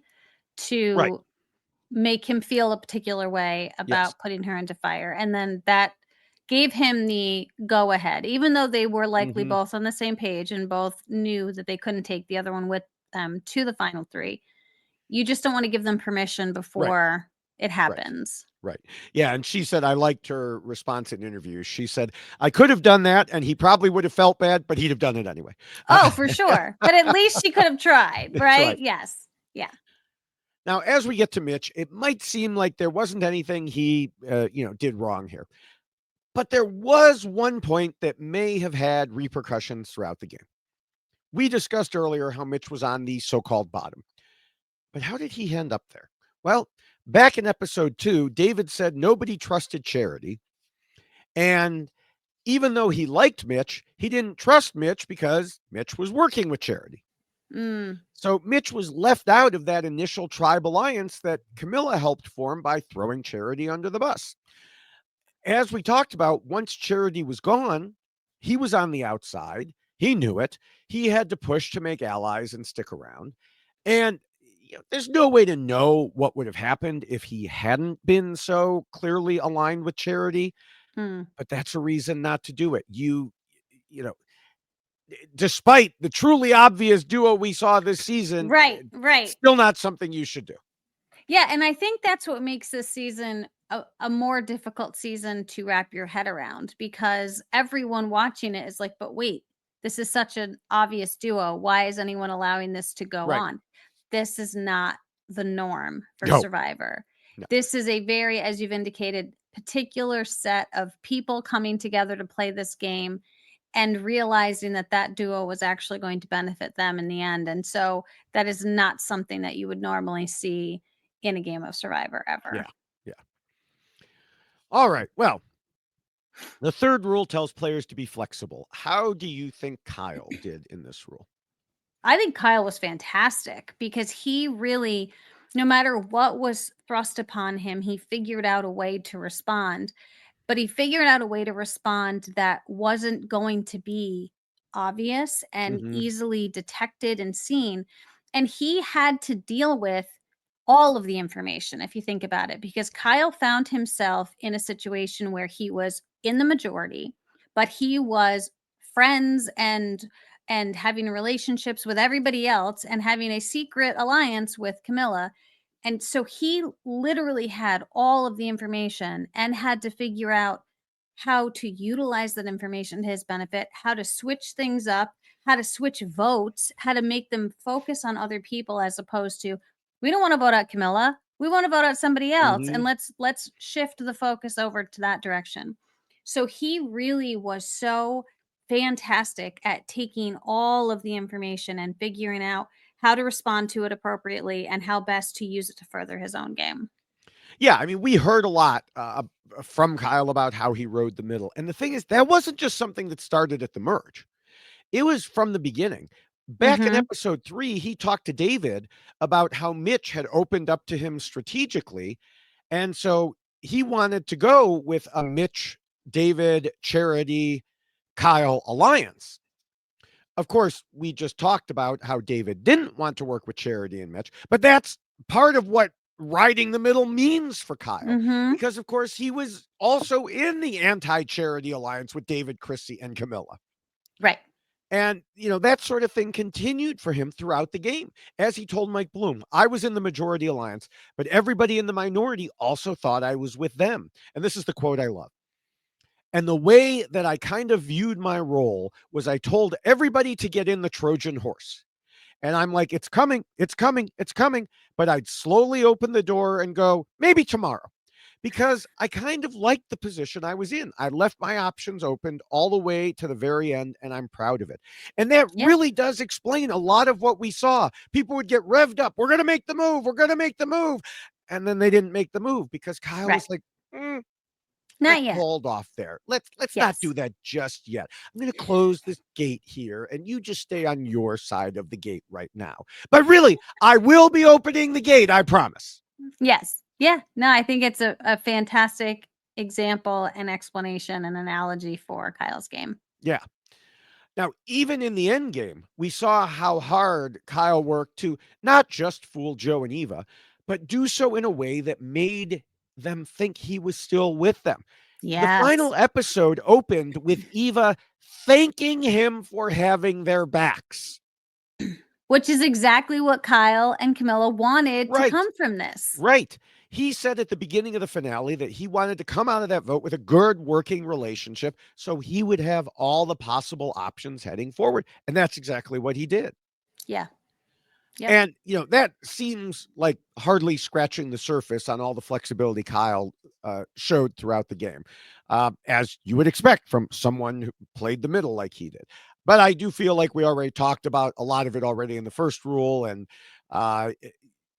the description about being the doorman of the Trojan horse is so perfect that I don't think there's a lot more to say The there. doorman. I love that. So now, when it comes to Eva and Joe, pretty sure I have a good idea of what your answer is going to be, but what did you think of them Hmm. in terms of this rule? Not so flexible. I mean, they were really kind of locked in, right? Shocking. They were really kind of locked in. And this is why I feel like the David vote probably surprised so many people, because they did seem to be so locked in Mhm. to that core group, and we were going to go to the end together. But that was through the works of Kyle and Camilla. And so you have to give them credit for swaying Joe and Eva, because that wasn't Joe and Eva being flexible. That was Mhm. them responding to information they were being provided, as opposed to them looking at an entire game happening around them and determining what's the best way for them to go in the best direction. So I feel like they were very much set in their ways and very much locked into this idea of honesty, integrity, loyalty, and the we aspect, right? The we that we talked about. And it's Right. about the we and not about the me. So I don't think that they were too great at being flexible. Yeah, I obviously agree. Flexibility was not exactly part of the plan for them. They had their goal, Mhm. they knew how they wanted to get there, and they did it. And I think that's also why whenever there was a little bump in the road, Joe went kind of nuts, like we Yeah. talked about with him wanting to write down someone else's name when Mary said what she said, or you talking last week about his eyes literally fluttering as he Yes. thought about what Kyle was telling him about Shaheen. Like his brain was just going nuts processing Mhm. Yes. processing this change. Too much information. Yeah. Yes. Now, on the opposite side, we had Camilla, who was forced to be flexible because, as we already discussed, she wanted to lie and play the game. Yeah. She told Mike Bloom, "It was the most frustrating thing in the world. I'm not a patient person. I consider myself a top 10% impatient person. I had Mhm. to exercise so much patience. I never had this experience where I had to be so patient. Just sit on my hands and have to deal with this honesty and integrity garbage." God, I love Camilla. But it was You so, too. so frustrating, so suffocating. And the game that I came in wanting to play, I threw that out the window. I was not Yes. going to be able to do that. I just had to work with the honest people to see what they wanted. How could I get in their good graces so I could eventually I could make a move? The Shaheen move. She really is a great example of this rule because she had to completely change her game Change plan. everything. Yes. And I think, and I don't know if this is necessarily the greatest time to mention this, but it's worth a mention. She even wanted to go to rocks so badly, Oh yeah. just because she wanted there to, like, she wanted to force the other people who were playing scared, as she indicated, who weren't willing to like do something different, because she knew if we go to rocks, they're going to flip and it's going to be great. And so I love this idea that she had, because she was so willing to take every idea that she Hmm. had and consider it, and then figure out, well, this is the group I'm working with. And that's something that we've talked about so often, is that people come into this game with an idea in their head as to how they're going to play Survivor. And you can't do that because you don't know who you're going to be Well, playing the game you with. could come in with an idea. I mean, You Kyle have to came be in with willing to, ideas, but well, you have right, to be okay, willing to. be Uh, flexible. right, exactly. I was trying to come up with a Yes. different word for it, but yes, adjust yourself, adjust that Yes, plan. and so that's the thing with Camilla that is so fantastic, is that she did have an idea, and ideas are great because you want to have a familiarity with the game, you want to understand the concepts and the possibilities and the things that could Hmm. happen.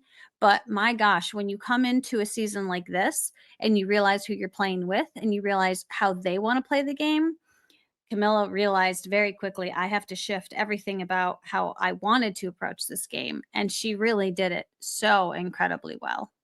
Yeah. So, what did you think about Mitch in this rule? Well, I feel like Mitch tried, but I think Mitch was in a really tough spot too, just because of what we've already talked about, where Right. when he did think that he had an opportunity to make a move and try something different, he was met with people who were not interested in doing those things because they had a different idea of what their Hmm. game consisted of. And so I feel like Mitch was very frustrated because he didn't have what Camilla had. Camilla had the ability to get inside information through Kyle and then utilize that information and make things happen without Eva and Joe knowing. The only options for Mitch were people like Star and Mary, and you had Star who's blowing up his game. And so it makes his ability to be flexible so much more difficult, even Yeah. though he wanted to be. And so I think he found himself in a really tough spot because he was almost outplayed by those people who were Right. promising him things like, "Oh, we're gonna get to the 6 and then we're gonna do something, trust me, like, we're gonna get there." Yeah. And so he was like, "Okay, I'm ready to do it, I want to," and then Put couldn't me in, because the coach. people. Right, right, and then Yeah. it doesn't work. Yeah, I agree. We talked earlier. He moved around. He tried to make inroads with different people. He knew he shouldn't make a move just to make a move. I would say he did as well as he could here. It's just unfortunate for him that none of the available paths led to an open door. It was always Right. Kyle there closing that door. Yes, yes. Okay, well, the fourth rule tells players not to let their emotions control them. This is an interesting situation because there was a lot of discussion of emotions in the game. And I've heard from some people that it made them question whether Kyle was making the right decisions for the right reasons as the game went on. Indeed, we saw in the game and heard from Kyle later that he felt very emotionally connected to Joe and Eva. We even saw it affecting him during the confessional where he said he didn't want to hurt people. Now, a lot of people took that as, or at the time, to mean he would never turn on Joe or Eva, Mhm. which led to some unwarranted yelling about him in social media and other places. I suspect that might have been what editors wanted to make it look like Kyle was just going to march along with those two to his demise. But the fact is that Kyle understood. He knew that however he felt about them, he had to do some things to ensure he won. We discussed earlier how he managed to come up with a plan that undercut them without making it seem quite as bad as actually voting them out. Mhm. And I think he probably did it for mostly strategic reasons, but it's certainly possible that there were emotional components as well. Even if there were, he found a way to make it work. And plus, for his other votes, I don't recall any moves he made or didn't make for emotional reasons. A perfect example, he voted out Mitch when he needed to. He put Kamilla into fire and cheered on Eva. So he had emotions, but that doesn't mean it ran his game. Yeah, and I do think that again, it's finding that balance and recognizing who you're playing the game with. And he really did that so well because he saw the emotional side of the game that was coming through Joe and Eva and the relationship that they had. And he knew that he could use that to his benefit. And I think that that is another component of this game that some people seem to forget about, is that other people are going to have responses to things that are happening in the game. And how do you respond? Do I think that you should give somebody like kudos and like, you can do it when you're in the fire making challenge? I don't think that that should be a moment where anybody is like trying to build anyone up, because this is a game for $1 million and you're trying to win. And no, you should not be doing that. But I can understand why in a situation like this, that this was the way he was approaching the game, because he understood, I need to have Eva here. I can't have Camilla here. And so this is and this is the relationship that he's been creating with both Joe and Eva throughout the duration of this game. And so every season of Survivor is going to be different depending on who's playing the game. And in this particular season, we had people who really were focusing on emotional bonds and really creating those bonds. And it did affect some of their gameplay negatively, but it also helped other people's gameplay very positively. Yeah, speaking of those two people, I'll once again talk about Eva and Joe together because, Mhm. yeah, I completely think emotions controlled them. Their games Mhm. were based on emotions. Joe's Yes. even more than Eva's, because he had the added emotional component of his sister in the back of his mind and of Yep. protecting Eva, as Mhm. well as maintaining his honesty and integrity. And he even added in Final Tribal Council that he wears his emotions on his sleeve. So Yeah. while the alliance they formed that we discussed earlier was based on the idea of protecting them, it was also based a lot on vibes and who they got on, along with on an emotional level, which is Yeah. one of the things I think that changed with David. Yes. And I think that we saw a lot of an emotional response from Joe during the fire making component, where he was willing, and this was even a moment that I was like, Kyle, please don't do this, where there was a response to put themselves into fire instead of Yes. Eva. And that was completely from an emotional Oh, yeah. position. And that's one of those circumstances again that there's no place for that in Survivor as far as I'm concerned. Like, I understand wanting to support people and feel for them, and I get that, but again, game for $1 million. But Joe was begging her, Hmm. please let me do this. I don't want you to do it, let me do it. And to her credit, she said, no, I need to do this and I'm Right. going to. But that was certainly from an emotional Oh, yes. protective standpoint, and that's what Joe approached most of this game with. Yes. Yeah. Now, with that said, as they marched along towards the end, Joe and Eva were easily able to vote out people they liked, whether it was Mary or Mitch or whoever. So once they had laid out their path, they didn't deviate for this reason. Mhm. So at least I could say that much for them. Yes. Oh, for sure. Mhm. Now, moving to Camilla, we wouldn't really expect the great deceiver to let emotions get in her way. But she did tell us in the finale that she couldn't vote out Kyle in part because of emotional reasons. Mm. However, she also noted that she could have just gone next in that situation anyway. So it wasn't like it was just emotions. She didn't want to vote him out. Plus, it would have been bad strategically for him. I think more than Yeah. that, though, I don't think there was any way in the world she would have gotten Joe and Eva to turn on him. So it was a completely moot point as far as I'm concerned. Well, and that again is the her understanding of who she's playing the game with and where Yeah. they're going to be coming from is just huge. And I'm sure she worked through that Hmm. permutation as well. That I couldn't even do this if I wanted Right. to. It's very much like Mitch at that point, right? Where if you don't have the numbers, you can't do Right. it anyway. So why try? Yeah. Yeah. Now, the great thing is that even after she was voted out by Kyle, Camilla didn't let her emotions negatively affect her. She Mhm. recognized and even said beforehand, as we discussed earlier, that it was better for both of them to have the other one in jury rather than alongside them in final three. And Yeah. since she was the one in the jury, she was going to help him win. Yeah. Now, with Mitch, he told us he knew emotions would be tough, but he needed to get past it and play the game. But he also knew the way to build trust was to use emotional bonds. He did say in interviews that late in the game, there was one move he could have tried to make, but he just couldn't do it. And that was at Final Five. He thought about telling Eva and Joe what Kyle had been up to the whole time in terms of working with himself and Kamilla. But just like we talked about with Camilla's situation, I don't think it would have worked anyway. I think even if he had told them, they would have talked to Kyle, and Kyle would have been like, "No, of course not. Of course I'm with you two. You're like my sister and my brother." Mhm. And I was just being the guard on that Trojan horse door. I was lying to them. And who are Joe and Eva going to believe? They're not going to believe Mitch Right. in that situation. They're going to believe him.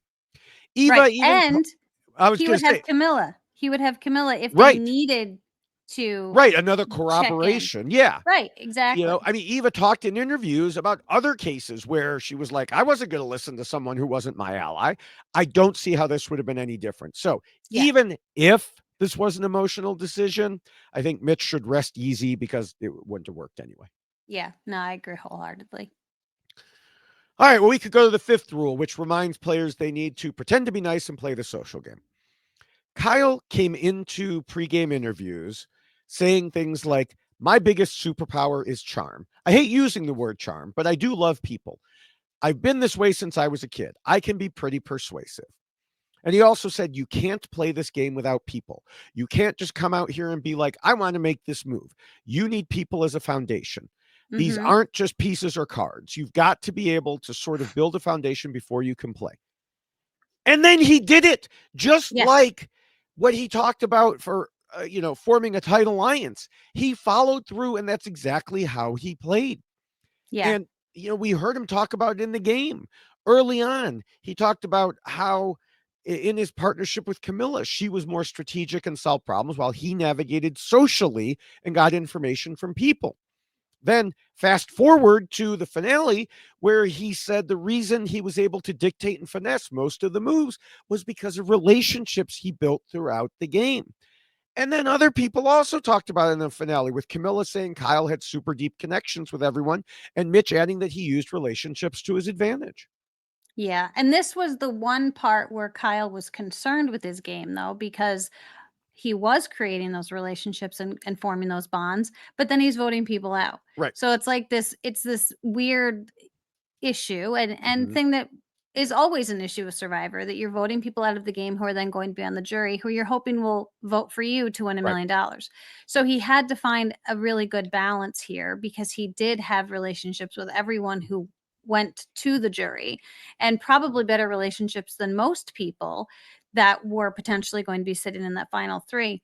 But he really did fine tune it. And I think that a lot of what he ended up doing, he could point to it as a game move, as opposed to, this isn't Right. personal. This is Right. something I had to do for purposes of the game. And so it didn't negatively affect the relationships that he had with the individuals who he sent to the jury. And one person in particular was David. He was actually really quite surprised Mhm. that David wasn't more upset with him, considering he had a hand in sending David to Right. the jury. Yeah. Yeah. Now, Kyle expanded more on this in interviews, for instance, telling Mike Bloom that his secret partnership with Camilla worked because of the relationship he had with everyone else. He said, you have Mm-hmm. to build a foundation with people to play the game. It's not poker, it's not chess. People think it is. I thought it was, but I built relationships. I had the foundation to play the game. When people were clocking me, other people didn't believe them. So, again, it Yeah. goes back to the same thing we were just talking about, that even if Kamilla had tried to work with Eva and Joe to get rid of him, even if Mitch had tried to work with them to get rid of him, it wouldn't have worked because of the foundational relationships that he had built. Right. Yeah. Now, Eva is a different situation because pretending to be nice would not come naturally to her. However, she did have a good social game. At first, as she told Mike Bloom, one of the things I struggle with my autism is I'm too blunt. And yeah, we saw that sometimes. But Mm-hmm. once it all came out after that challenge, a key person who had been turned off by that bluntness, Star, understood that she wasn't trying to be rude or mean. Yeah. And as Eva said, that's just who I am. That's how I communicate. Now, I need to get on a soapbox a minute here, because I think other players got to understand that, but I wish more viewers would. Mm. because comments I have seen on social media, uh, posted as comments on some of the videos I make, whatever, makes it clear that some people, not everybody, maybe not even close to the majority, but a very vocal minority, just don't get it. Instead, they call her rude and they say, I didn't like the look she made on her face, or I didn't like that, whatever. Mhm. How about instead of doing that, you try to understand her like the people she was playing with did? Yeah. Nobody said that about her in the game, and they were the ones close to her. So why are you, a viewer, getting upset about this? I mean, Yeah. this is a game, and we're talking about the social component. But if the other players can accept her for who she is and how she communicates, and they understand that, it would be nice if all the viewers could as well. Well, and I think also in listening to the pregame or the post-game press, someone like Kyle, when he was talking about Eva and how he's like, she's like my best friend now. Like we're like Mhm. brother and sister. We're so close. And it seemed like that was really kind of a theme with most people who were Right. interviewed when they left. Everyone really did seem to get along exceptionally well. And there wasn't anyone who was thinking anything other than, yeah, she's a really likable person. Right. And now I understand more about her because she shared this moment with us and this part of herself. So someone like Star, as you've already Mhm. mentioned, can say, oh, well, that makes sense. And I'm so proud of her. I'm going to give her my idol. I mean, like Yes. this is what we end up seeing from that. And I'm going to give her my vote in the end as well. So, Yeah. I do think that there's a lot to be said there about understanding where people are necessarily coming from Mhm. because everyone walks into this game with a different set of issues, needs, wants, desires, social makeup, physical makeup, all of these things. And those are all of the things that you will be judged for when you play the game by people in the game. And unfortunately, people who are watching the Yes. game and those people watching might not give you all of the permissions that you should necessarily have while playing the game based upon all of your makeups. Yeah. Yeah. All right. Well, what did you think about Joe in this role? Obviously, he did a lot of pretending to be nice because normally he's just a mean guy, right? Oh my gosh, he's so Yeah. mean. Joe is like, I don't know. He's like the nicest person I think probably ever. And I do think that my Other than mother me. loves Other Joe. than me, Well, okay. All right. Really? obviously. Okay. My mother loves you too. Oh, okay. But my mother definitely loved Joe. But I do think that it's interesting to see someone like Joe who at the start, before he even started the game, when he was just being interviewed about how he expected to play the game, he really had this idea of himself like, I just want to be me and I just want to be this nice person that I Mhm. always am. And it was kind of nice to just watch that unfold, even though it's like, I don't know how well it's going to get you through the game as far as like winning, but it was really kind of a breath of fresh air to just see like a really nice person who like genuinely cared about Mhm. people who he was playing this game with. I mean, if you want to have someone on your side, Joe's the guy because you just look at the way he responded to Eva when she was in need. That man will forever be in Eva's corner and fighting for her and being part of her existence in her life. And that's a really incredible thing to see. So yeah, I mean, he didn't have to pretend here at all. But I think that's probably why someone like David was a little more offended by the vote out, Mhm. right? Because like, oh, but you violated this thing that we had Right. and you broke a promise. And so it can negatively affect this game for sure if people perceive you as someone who wouldn't do that and then you do it. Yeah. So I think, that's potentially an issue that he ended up creating for himself by taking on this very loyal, honest, integrity role that he really did. Yeah. Yeah. I agree with everything you said. I, thought it was pretty obvious from the start that this was not Joe playing the game. This was Joe being Joe. Yes. And he said at the reunion that Eva gave him the opportunity to show the world who he really is. And I do think everyone saw that. Uh, Still, that's outside the game. And he did not leverage it in the same way that someone like Kyle did for specific Mm, game purposes. Kyle mhm. made all these friendships, made all these tight relationships, and used them within the game when he needed to. Yes. Yeah. Joe made all these friendships, made these tight relationships, at least with the people in his alliance. I Yes. think I have a note a little bit later that some people commented, he didn't so much do it with people outside, but Mm, was this nice guy, but didn't do anything with that in terms of the game. yeah. Yeah. So, how do you feel Camilla did in this rule? Well, Camilla was great at pretending to be nice because nobody knew that she was such a great liar, right? Like nobody knew that she was sneaking around and conniving and throwing people under the bus, as she said.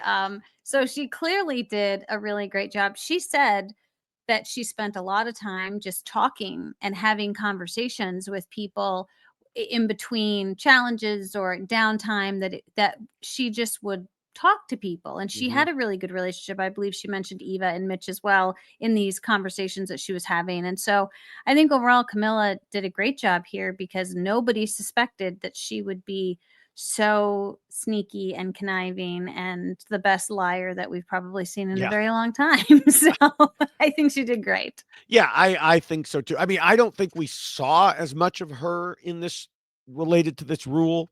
Right. She was usually talking to us about running people over with a bus or talking to Kyle quickly about plans, things like that. But she clearly did have those good relationships, like you mentioned, with the people in the game. Mhm. And then even more clear by the end was that Mitch was beloved by all. Yes. He told Dalton Ross that after Charity was voted out and he was on the bottom, as we previously discussed, it was his social game that mostly kept him around. And we heard that from so many other players, both on and off the show.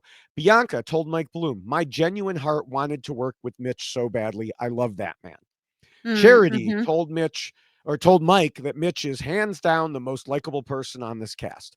Shaheen said Mitch is likable, hilarious, and fun to be around, and so on. Yes. Yeah, I mean, the mere fact that you're being told at 5 that you're gonna get voted out because everybody loves you speaks volumes of how Right. people responded to you. Which exactly takes us into Rule 6, which warns against being too much of a threat. And I want to do this one in reverse order for that reason, because it Mhm. continues the thread. In a way, too many people liked Mitch. Yeah. You just mentioned, Camilla saying, "Everyone loves you. If you're there, you win." Eva telling him, "It's because we like you too much." And I was there yelling at my TV and saying, "Damn it, Mitch, you should have been more of a jerk." Yeah. Yeah, unfortunately. And this is the interesting part about the being too much of a threat because it really is so individualized. It Yes. depends on the people, it depends on the person. And Mitch was a threat because he was just so likable and everybody loved Mitch. And Mitch had no blood on his hands and all of these things that you would think are like great attributes to Hmm. have as a person in real life, but when you're playing Survivor, you don't want to be the most likable person because if it does turn into a popularity contest, guess who's winning? It's going to be Mitch. Yeah. And, you mentioned it. There were other reasons too, besides, Kyle mentioning he had no blood on his hand. Even going back so far as to episode 7, Joe talked about him being a competitive and having a great overall story. Now, Mhm. on top of that, he would have been seen as the underdog who came from behind, Yes. was on the outs. Mhm. Would he have won? Who knows? But why take that chance when there are better people to face at the end? Yes. Mhm. For sure. Now, speaking of not taking any chances, we have Camilla as we work our way backwards. Her being a threat really only applies to Kyle, Yeah. both because he won the challenge to give him the sole decision, and also because I don't think Joe and Eva saw the threat level that Camilla would have posed if she'd made it to the end. If they were surprised, Mm. if they were surprised by what Kyle was saying, whew, would they have been surprised if Camilla had been there instead? Oh, I Um, yes, and I do think that they had a little bit of blinders on for yeah, sure. Yeah. But Mhm. Kyle told us he didn't want to go against Camilla in the end for many of the same reasons that Camilla said it to Kyle earlier. They played similar games, they could have split votes. Plus, Kyle told Dalton that he knew she'd been selling her underdog story to the jury every Mm. tribal council, and he saw them nodding along with her when she talked, while they weren't doing the same for when he and others talked. Yes. Yeah, for sure. Now, I'm not sure that Camilla could have done much in a different manner to reduce her threat level. She had to sell herself to the jury when she had the chance because, as she said in the pregame, she is often overlooked in the real world, and she figured she'd be seen as non-threatening in the game, Mm-hmm. which is great for staying around, but not so great for Final Tribal Council if you make it that far. And because she had played so closely with Kyle, they both came to that same conclusion about being a negative for both of them to be in Final Three. Mm-hmm. Yeah. Now, what's funny to me is that Kyle didn't even know how bad things might have been for him if Kamilla had indeed made it to the end I alongside him. know, right? She made me laugh so much when she told Mike Bloom she would have lied and claimed his moves as her own and thrown him under the bus. Quote, Joe and Eva were trying to be respectful about claiming each other's games and stuff like that about each other, but I would not have been respectful at all. I know. This is why I feel like we missed out with the Camilla. Maybe we'll get to see her again someday. Oh gosh, she definitely would have been entertaining for sure. But I love too that, and we've already mentioned so much about Camilla and her understanding of the game, but also like she understood herself and Mm-hmm. how she would be perceived, which is just huge in a game like this, knowing that you are going to potentially be overlooked, knowing that people aren't necessarily going to see you as a threat can be to your benefit, but also recognizing that and then taking Mm-hmm. steps to fix that so that way you can be seen as someone who could win this game, and then to actually have most of the jury confirm that if she had been Yeah. sitting there that they would have voted for her. So that I really think speaks volumes as to her ability to connect with the players that she was playing the game with, but not necessarily be seen as too threatening to each of those individuals. She was really just a threat to Kyle. Yeah. So moving to Joe, this gets to something we discussed a little bit earlier, because if you had asked me this question about being a threat a few weeks ago, you would have gotten a very different answer than the one I'm about to give. Because the more time went by, the less of a threat Joe became. Mm, We did mention that somewhat earlier. Uh, Not to give Jeff Probst any ideas, but if this game were only like 13 days, Joe would have been seen as a huge threat by the end. But the game played on, and Joe just kind of coasted. As we yeah. mentioned, Camilla said earlier, he and Eva were an obvious duo, but they weren't the ones working hard. He talked about how his honest and loyal game got him to Final Three. And I've already been in some of those discussions that on social media that we talked about. Because the fact is, that's not what got him to Final Three. It got him along in the game, but being less of a threat is what actually got him to Final Three. And it was by no means intentional. Yeah. Shaheen saw it, Kyle saw it, Kamilla saw it. They all wanted to go to the end with him and Eva because they knew they could beat that duo. Yes. Yeah. 100% correct. Now, as for Eva herself, she was also seen as a threat early on, in part because, the whole obvious duo with Joe thing that we've discussed. But unlike Joe, she also said she purposely tried to reduce her perceived threat level.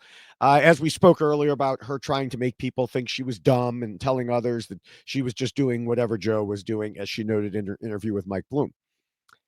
I guess I'd say that worked because she was indeed brought to the end as someone Kyle, Kamilla, and Shaheen at least all thought they could beat. But I also think she had the same problem that I just mentioned for Joe, that in fact, she wasn't a threat. Yes, she was trying to reduce her threat level. Mhm. She didn't need to necessarily, because for the same reasons as Joe. Yeah. Yeah, and I think that this is, again, not something that is a typical response to a Mhm. duo. This is very specific for this particular Right. season. But yes, being a duo for these 2 definitely did not work to their benefit. Yeah. Now, as for Kyle, he clearly did a great job managing his threat level because Joe and Eva never thought twice about bringing him to the Mhm. end. Yeah. We've spent a long time discussing how well he kept his actual game secret, so we certainly don't need to repeat it again right now, but that was definitely a key. Yes, for sure. Okay, well, we can go to the seventh rule, which covers idols and advantages in game mechanics. Kyle, of course, found the beware advantage and, realizing that he couldn't solve it, handed it off to Kamilla as part of the start of their relationship. Then they used it together to get rid of Thomas, as we discussed earlier. But of course, it wasn't just the idol itself that did the work. They had to come together, hatch the plan, do their acting to pretend to not be working together and convince the California girls so they could use the idol in the best way possible. Mhm. Before the actual vote happened, Kyle and Camilla also had to deal with Shaheen searching Kyle's bag while Camilla sat there pretending she was with them. Yeah. Luckily, as we discussed last week, Shaheen did not check in Kyle's shoes. But the important part is they used that information to decide on how best to play things. And this shows how players play the game using what they have available to them. It's not just, Yeah. oh, look, I have an idol. It's how did you use that idol to do something? Yeah, or how did you just use the potential of an Mm-hmm. idol to do something, which we also saw with Camilla Right. and Kyle when it came to Shaheen, like just building in that idea that an idol did exist that Shaheen has, and they knew how Joe was going to respond to Yeah. that. So there is something to be said about a game like Survivor that introduces so many idols and Mm-hmm. advantages too much at a time sometimes as well. But if you are a savvy player, that can certainly help you if you know how to present that information to other players and manipulate that information if you can to your benefit. Yeah, it occurs to me another thing that we didn't see at all in tribal council was Kyle talking about, hey, you know how long me and Camilla have been working together? Remember when Thomas was voted out? We Yeah, did that. We pretended. You had no idea. right. We got you to reveal how you were going to vote. We used the idol together, etc. There was maybe a little bit of that mentioned, but nowhere near as much. I, Yeah. I have to presume there was more that was discussed to But yeah, that's a emphasize, great point because that is a great moment for both yeah, of them. Yeah. right, right. Now, not related to idols, but to the game mechanics portion of this rule, I was glad to see Kyle thinking the same way that I had mentioned last week in my prediction that he shouldn't put Joe in Final Four fire making and give him a chance to win and add some shine in the jury's eyes. Yeah. Because Yeah. yeah, we know that fire making should not be a reason to vote for someone. Yes. But not all the jurors see it that way. I mean, heck, we saw Star say she voted for Eva because of that. So Yeah. you don't want to give Joe that hope for a moment. Yes. And I think that this is and I won't go on our soapbox like we have about Final Four fire making, but this is just one more issue with Final Right. Four fire making where when you win that final immunity challenge, that should be all you need to do at that moment. Hmm. You shouldn't be debating whether or not you also need to put yourself into fire making and then also be concerned that who you do put there is then going to be like seen as some type of a hero because Right. because they made a fire. Right. So yes, it's certainly it was a good thought process that Kyle had Hmm. relative to not putting Joe in that hero moment, if you will, and giving him an opportunity to really shine.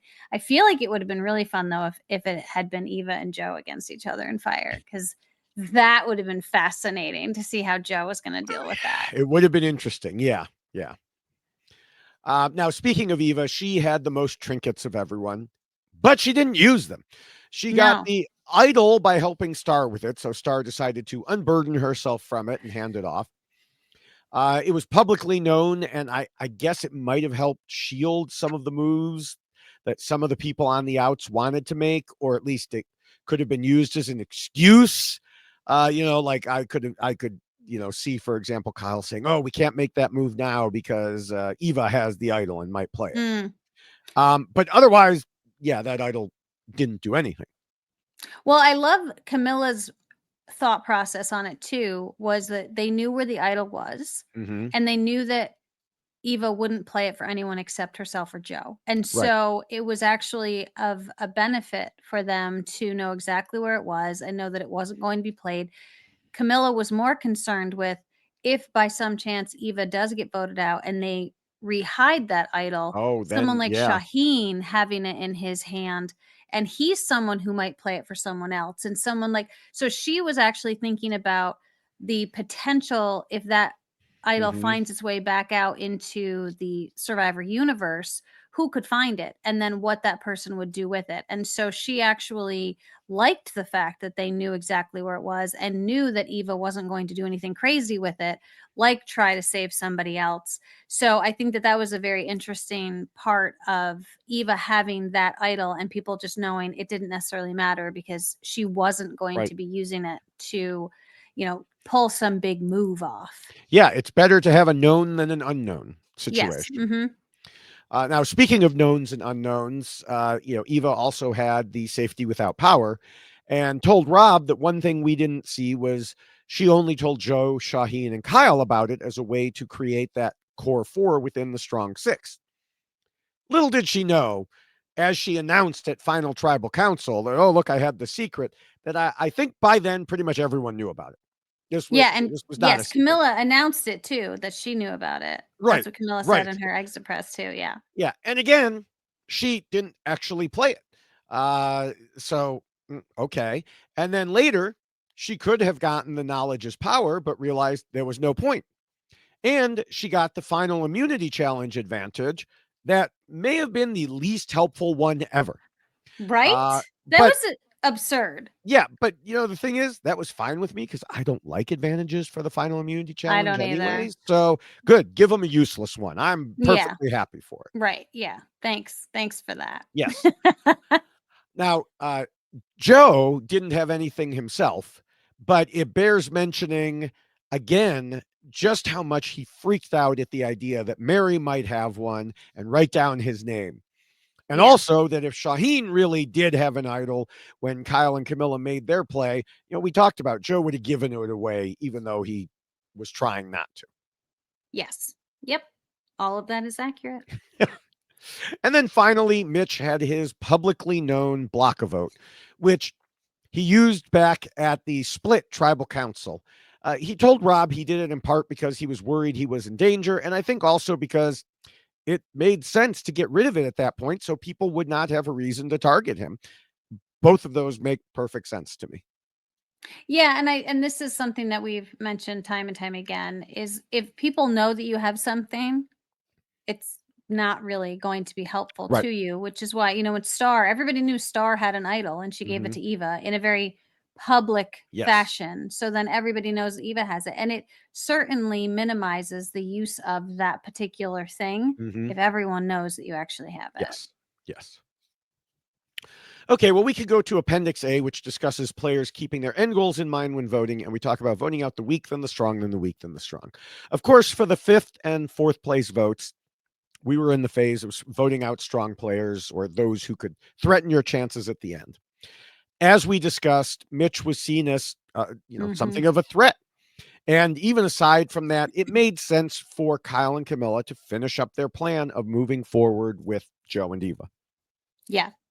Yeah. And then on top of that, we already discussed that each of Kyle and Camilla knew it would be best to go to final three without the other. So it similarly made perfect sense when Kyle put Camilla in fire making and hoped she would lose. Which we still don't like. Yes, fire making we don't like. Right. Fire making we don't like. Right. I mean, if there wasn't fire making in this case, then the three of them would have just voted out Camilla. It would have been the Well, exact same thing. and It, I you know, and that is correct. But I would I know. prefer I Yes. miss old Oh, Survivor in that yes, I regard. agree. So, Appendix A, that was shorter than it usually is, but about the right length for our final podcast. But now we have Appendix B, which is going to be a little longer because it deals with the jury and final Mm. tribal council. Mhm. So let's look at Joe and Eva first. We saw some situations of both of them trying to do jury management. Mhm. At the time, it didn't look great for either of them. Indeed, Camilla said to both Rob and Gordon Holmes that one reason she and Kyle knew they could beat the duo at the end was, and I had referenced this earlier, they were too insular in their relationships only within their group. And on top of that, look at what happened with Mary. While the conversation Eva had with Mary looked rough at the time, and I was like, oof, she did not get Mary's vote. Mary ended up saying in interviews that she left that conversation with respect for Eva for being so blunt and honest with her about not working with Mary anymore. Yeah. But she didn't leave her conversation with Joe the same way. She was annoyed, as we clearly saw on TV and heard from her in interviews, because it was just such a bad attempt to get her on his side. Well, and Camilla talked a lot about watching people's responses to Mm-hmm. who was speaking during tribal council, and that she felt like she was getting a lot of nods and Right. people were smiling. And then people looked kind of pissed off when Joe was talking or Eva was saying things. And that is something that you don't normally hear Survivor players talking about, this jury management. She's mentioned it for a very long time throughout the Yes. season, and I knew you were gonna love every moment that Oh, she said yes. it, because it is very, very true, and it's a real thing. And the fact that she even called people out in the middle of Right. tribal council about doing terrible jury management, I think was fantastic, because that is putting it at the forefront of everybody's mind. So then they're like, "Oh, well, maybe I should be paying more attention to what's happening and how people are responding." I thought it was great for her to be doing that. I mean, it put them at it put it at the forefront of their mind, but they just weren't good at it. I mean, No, no, no, no. I'm talking about for the people who are actually on the oh, jury. oh, oh, Like yes, that she's yes, calling it out going, "Hey, jury, pay attention to right. what's going on because they're really bad at this. They're Well, not helping themselves." but also, like, Joe seemed to recognize he needed to do jury management. He said on the show that the game to him was about relationships and numbers and needing friends on the jury at the end. But like we just said, his jury management sucked. He Yeah. basically, for such a nice guy, Mhm. because jury management involves, you know, playing the game more. He basically told Mary, "I'm being honest with you because if I vote you out, I want your vote on the jury." And it's like, Yeah. no, once again, way too much honesty. You don't have to Yeah. tell them everything that goes through your head. Right. No, but one thing that we've talked a lot about when it comes to jury management is really recognizing the people who are on the jury and complimenting them. Like Shaheen was feeling very good about Mhm. himself during that final tribal because he was being told, "You were the guy we had to get out. Like, you were the move. Like, we needed you to go." And he even said to Eva, "I'll credit you. Like, you took the best person out for sure. But I need to, like, there needs to be, like, show me more, like, what Right. about this." And then she was really kind of put on the spot with, "We want," and I think David was the one that actually was like, "We want some proof and we want you to show us something Yes. substantial to back that claim up." And so there is a lot to be said about recognizing those who you've put over there, and giving them like credit and props. Like, "You were a great survivor player. That's why I needed you to be taken out of this game." And you could feel that with Shaheen, that was Mhm. being done, but that wasn't anything that Joe or Eva was necessarily doing. They were patting themselves on the back the entire time, like, "Look what we did. We Right. wanted to be in the end together, and here we are, the most dynamic duo you've ever met in Survivor history. Ta-da!" And the jury is going to be like, "Wait, no, we all wanted to be sitting next to you Right. too. Are you kidding me? Like, you're giving yourselves credit for both being there? No, that's where everybody wanted you to be, but we wanted to be the other person sitting next to you." Yeah, and that it kind of circles back to something that we had talked about with Joe earlier, where he said in a confessional heading into final tribal council that he didn't want to backstab someone just to shock and awe and impress the jury. But like we said earlier, uh, the jury is made up of the people you have to impress. So that is a You have to shock and contradiction. awe them. Yeah, and that's a big reason he only got one vote there. Yeah. If you're not trying to impress the jury, what are you doing there? Yeah. Yeah. Um, now Camilla told Mike Bloom that all of the jurors agreed they could be swayed to Joe or Eva if they revealed something mind blowing about how Mm, they intentionally pretended to play the honesty and integrity thing on the outside, but they actually knew that they were going to have to cut people off. Now, of course, that didn't happen because it wasn't a ploy at all. But right. let me just put this out there. I doubt Joe is listening, but Joe, if you're listening, and if you are headed out to play again at any point in the future, this is perfect. You've played your honest, loyal integrity game. You go Uh-huh. in next time and you say, you've all seen me. You know who I am. And you lie and you backstab behind their backs. You do Yeah. that, I will stand up like David did and I will applaud. You'll stand up. Love Yes. that. Yes. Yeah. Well, I Uh, think that this is a very interesting idea with a jury, and I feel like I can relate to this moment as well because it was a very similar thing that happened with Ken on my season as well, where it's like if Ken had said, "I promise to be loyal to David, to mhm. my David, the David from my Right. season, to the very end," but then I knew I had to cut him because he was going to help me get here and get to the final three. And then I was like, he's got to go now. And that was Mhm. my choice. It wasn't Adam, it was me. I'm the one who made the final decision because I'm the one with the immunity necklace, right? So he really had all the power at that point relative to that decision, which is what I was kind of hoping he would express when I asked him that Right. question in the final, and he didn't. And I feel like it's the same thing that people were wanting here. Like if there had been a moment where all of a sudden Joe was like, "Yeah, you know what? I am a loyal guy. I am honest and I do have integrity, but I also know this is a game for $1 million. Mhm. So I wanted to be me, but also I wasn't just being me. I was being backstabbing and I was being conniving and I was doing all of these things, and it was part of my game. Look at what it did. It got even at the end, and you all thought that we weren't doing anything. Ha! I mean, it's like it could have been one of those moments, but Right. that's not what he was doing Right. because that's not what they were doing. Yeah, and I remember from your season, Ken made the move and everyone credited Adam with Yes. convincing Ken to make the move because Ken Right. didn't take credit for it. Right. And Star even gave them the golden opportunity to say something like that when she asked what undercover moves they made. Right. Now, from what we saw, instead of talking about those, Eva, quote, revealed her non use of safety without power. And then Because that, of we, because right, of we. right. And then that she was a secret PhD student after Kyle talked about being a lawyer. So opportunity wasted. Well, I mean, I say opportunity wasted for them, but there wasn't anything for them to talk about. Yeah. Um, now, to my mind, Joe was pretty much out of the picture for the final tribal council. He said a few things, but I never considered he could pull it off based on what we saw. Eva made more of a case than he did, so it was fitting that she got 2 votes to his 1. She talked about how she wasn't just Joe's +1 and was trying to pull off what we talked about earlier, revealing her strategy.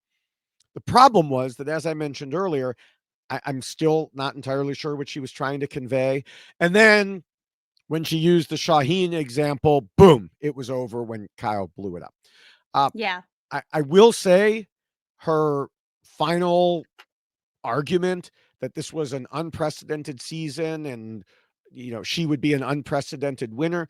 It was much stronger than I expected. When I Mm-hmm. rewatched, I did feel kind of an emotional tug from what she said, but it just wasn't anywhere near enough to overcome Kyle's moves and her relative lack of moves.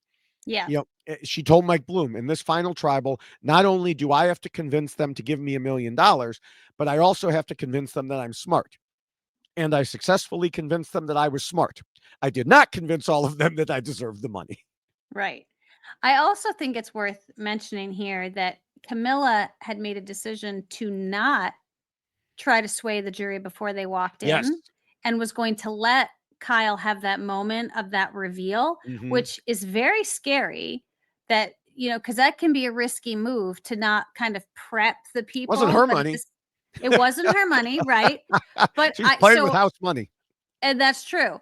But I also think that it also was to Kyle's benefit. Like, I think he Oh, needs to yes. actually, like, thank Camilla for doing that because it did give that jaw-dropping moment where they didn't know this, Right. and you could see Shaheen just being like, "Oh my god, they got me," and Shaheen felt so good about himself in that moment Hmm. because they went that extra step to get Shaheen out of the game, which made him feel better about his game.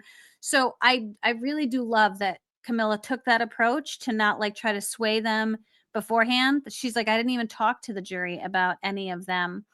She wanted it to happen in the moment and be in front of the jury, which I think it's a fantastic support of Kyle and to give him the opportunity to really Yes. sell himself and have that moment, I think is huge. Yeah, and you could tell by the look on Kyle's face that he knew it was working out perfectly. Mhm. And it looked like he was kind of trying to figure out exactly when to break in, and that's when Camilla mouthed to him to indicate, "I got you," Yeah. which made Yeah. it easier because that way he didn't have to look bad by interrupting Eva or talking over him. He could wait. He knew he could wait, and it wouldn't go off in some other direction because Camilla was there to bring it back Right. to him. And of course, that was the killing blow. If there had been any doubt, it was now erased. As he mentioned, he worked so closely with Camilla. You said it. We saw the shocked faces, not just from Shaheen and the jury, but from Eva and Joe. Uh, Mhm. and Kyle wisely noted that he had to change the perceptions of those on the jury of who he was and what he was doing. And he clearly accomplished that there.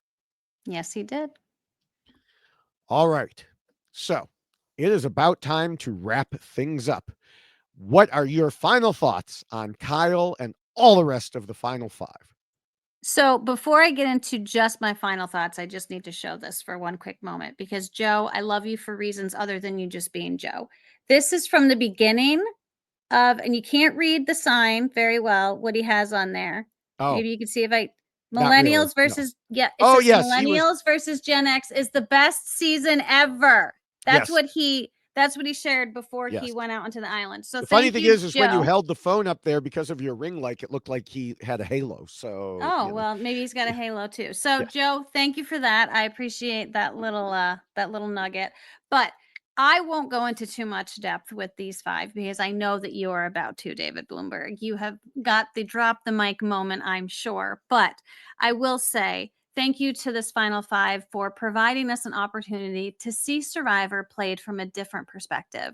I know that many of the viewers were complaining that you weren't playing the game and that we didn't see what you were doing. And gosh, somebody make a move already. And I really do love that we were able to see the moves that were being made in the manner in which they were being made. Like there was a drop the mic moment in that final tribal council for everyone who was sitting there saying, well, tell me what you did. Tell me what I didn't see. We all know Survivor is a game about what the jury sees happening. And when you can surprise them with a moment like, hey, by the way, Camilla and I, we were like this, Mm. and we were doing all of these things that you didn't know we were doing. And that move that this one over here, that Eva and Joe want to adopt, no, no, no, no, no, no. Actually, let me tell you what really happened was such an incredible thing to see. So I do really want to give Kyle and Camilla props for taking this game over in a way that you don't normally see games like Survivor be taken over. They were underhanded, sneaky, under the radar. Nobody knew it was happening. And they were literally playing the game on 15-minute, like, running around the island, like quick little 10-second conversations. Like it wasn't what we saw Joe and Eva doing. Joe and Eva, we saw the complete opposite. We saw them really taking over the entire game through this idea of honesty, integrity, and loyalty. And then Kyle and Camilla just used it to their benefit. I really do believe that this is a season where people were working the numbers from a very early standpoint and realizing, how do I get to the end? What do I need to do to get to the end? And who do I need to get to the end with? Which is why we saw such a pacing of this game. People were waiting for the exact correct moment, and we didn't see the moments where we're going to vote out the most threatening, and then the next most threatening is going to go, and then the next most threatening is going to go, and then the final three is like kind of well, all the people that were potentially going to win are now sitting in the jury. That's not what we ended up having here. We had people who were pacing themselves and waiting for the exact right moment to strike, and that's what we ended up seeing. So I think overall, Mitch, Kyle, Camilla, Eva, Joe, you were fantastic to watch. You had all different types of gameplay, but I really do think this came down to a game of numbers, and this is why we saw who we saw sitting in the final three. This is why we saw who we saw sitting in the jury, is because everybody knew who they could potentially win in the end, or beat in the end, I should say. And I think Kyle was just that person who was able to bring that to fruition where everybody else ended up not being able to. But that's ultimately what my thoughts are on the season. So thank you for a great season. It was lovely. But David Bloomberg, please take it away. So here we are at the end of a season that many viewers found frustrating. But I think it gave us a very good winner and some other capable players. even if we didn't get to see them actually play as much as they did. One of the players who was hit the hardest by the edit was, of course, Mitch. I suspect because in the end, his plans just didn't work out. I still wish we'd seen how hard he tried, though, as Jeff even mentioned it and confused a lot of the viewing audience. Still, we've been able to put together a lot of it leading into the finale and then, of course, at the end. Mitch made the wrong ally in the early days of the game and had to fight through almost every day after that just to stick around. He did it using his social game and trying to get allies to work with him. But in the end, that social game was used against him. Camilla also appeared to play from the bottom, but she, of course, had her secret alliance with Kyle as well as others. She was the best liar of the season, and she took pride in that, at least privately, as she should. She worked with Kyle to stay out of the bullseye and maneuver her way up into the Final Four, even though she wasn't part of the Strong Alliance's plan. But once Kyle won the final immunity challenge, they both knew what had to be done. Joe played a game of honesty, integrity, and loyalty, also known as not a winning Survivor game. There's a reason I say that every time we see someone proclaim these things, whether in the pregame or during the game. Because if you really do play that way, you're just not going to win. And if you go against it, well, then you didn't really play that way. He and Eva did make a smart move by bringing together the stronger challenge competitors who they also believed would be loyal. It was a good way to insulate themselves for a while, but you're just never going to get a group that large to all agree to march to the end together without turning on one another. You mentioned that earlier. So turn they did, one by one, until there were only 3 of them left. And the thing was, Joe and Eva didn't get to final 3 because of that alliance or honor or anything like that. They got to final 3 thanks to other people bringing them to final 3 because those people saw they were beatable. Hmm? Joe went from being the person everyone expected to win to getting just 1 vote. And that vote was from Cedric for reasons not even really related to the game. Eva had a pretty good tribal council and surprised me by pulling out 2 votes. But as she said herself, she couldn't convince them to give her the win. I would say with good reason, because whatever strategy she believed she had, she either didn't explain it well enough or the jury just didn't accept it as being a true Survivor strategy. I think it was probably the latter. Kyle came into the game already thinking about many of the things he would end up doing, starting with how many recent seasons had solid alliances going to the end together, and also using social relationships as the basis for strategic moves. He clearly kept both of those in mind, as well as the rules we've been discussing. And I have a revelation to make here. Kyle has a special distinction because he has now let me know that he's been a regular Why Blank Lost listener for a while. Yay! Now, of course, we have previously talked about, and sometimes too, right here on the podcast, many players who have listened before they played with second place, third place, fourth place, etc. finishes. And while I suspect a few of the winners may have listened prior to them going out there, Kyle is the first absolutely verified winner to do so. I'm not sure about Adam on your season. He seems like he would have been, but I don't know that I've ever actually asked him that straight out. That's interesting. Yeah. You know, repeat guest, Dr. Jeremy Faust, told me Kyle was a winner who played more according to the rules than just about any other he's seen. And I have to agree. And now we know one reason why. For his part, Kyle said he showed what a well-rounded person can do. He won challenges. He built relationships that matter. He played the game with those relationships. He rode the middle. When people tried to push him out in the middle, he pushed them out of the game. All those things were true, but I think he undersold himself. Kyle had a rough start to the game. Between his first challenge and losing to an injured person by breaking his water jug in the supply challenge. But he recovered and things started looking better quickly. His strategy of playing the middle paid off in so many ways. Joe may have been the figurehead of the strong alliance, but it fit perfectly into Kyle's ideas. He used it to move along and, as he said, play the game on his own timeline, in the margins, with little pushes instead of big moves that would draw unwanted attention. As Shaheen said leading up to the final tribal council, Kyle probably played the most strategic game. He aligned with the right people at the right time and was willing to turn on them when he had to, and not a moment too early. Those last parts were key. He wasn't in a rush to turn on his number one like we've seen in some recent seasons. He didn't make moves just to get a resume. He was always thinking, always planning, always looking ahead. And he could do that because of the way he had set himself up so well earlier. He saw how both himself and the people around him were being perceived within the group of remaining players and also by the jurors. He used that information to make his moves at precisely the right time and against the right people. And that is why Kyle won and Eva, Joe, Camilla, and Mitch lost. And you probably should add that Kyle is the best average guy you'll ever meet. Yes.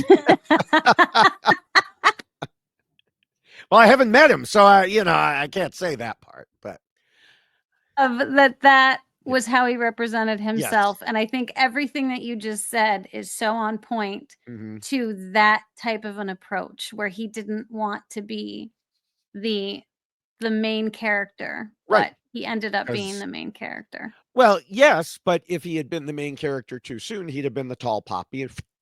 Exactly. So that's what he knew. Such a great winner for sure. Yes. Excellent job, Kyle. And thanks for listening. Yes. Now we have a couple more things to wrap up. So keep on listening all the way to the end. Oh, well, I was thanking Kyle for listening. Oh, Kyle. Yes. I'm sure he always listens to the end. Yes.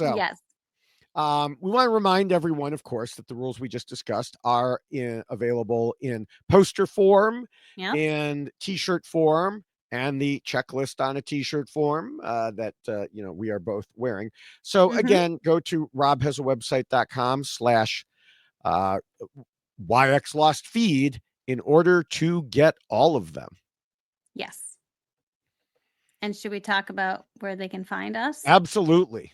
Okay, so I am at Jessica Lewis 89 on both Blue Sky and Twitter. I am at Jessica Lewis 6789 on Instagram, but I do not post nearly I don't even know, like a quarter of the amount of things. I mean, I'm small potatoes compared to the guy sitting next to me, because David Bloomberg has taken over social media by storm, and he actually has a link tree in order for you to find all of the places in which you can see the content that he has created, which is insane. There's so much of it. David Bloomberg, tell them where they can find you. Tell them what they can find. Yes, you can go to linktree/David Bloomberg to find all of my various accounts. Or you could find me directly on Blue Sky as at David Bloomberg. Come on over there before Big Brother. A lot of Big Brother people are coming over. It's a better place to have discussions than that other X place. We will, of course, be back for Survivor 49 in probably 4 months or so. And as I mentioned last week, it will be the 10th anniversary of the Why Blank Lost podcast. So we're going to try to find additional ways to have some fun with that. Even before then, I will be back with Ovi Kabir for the Big Brother version of Why Blank Lost. And of course, until then, I will be posting my reality TV videos every single day on YouTube, TikTok, and Instagram, where I am at David Bloomberg TV, again, as you can see on Linktree. And on top of that, I am still co-hosting the Tradar Coverages podcast of Genius Game in the UK. So you can look that up and still find me there if you're missing hearing me on a podcast. I was just going to say, you're not going to miss David Bloomberg. He's going to be out there for you somewhere. So as we wrap up, I do want to encourage, in addition to finding us on all those different places, that you should check out the RHAP patron program at robhasawebsite.com/patron.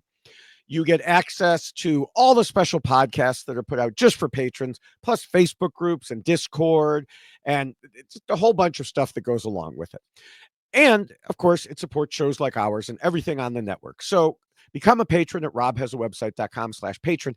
And if you want to go in at the lower level, do it quickly because the $5 level is about to disappear. As of June, it will no longer be an option.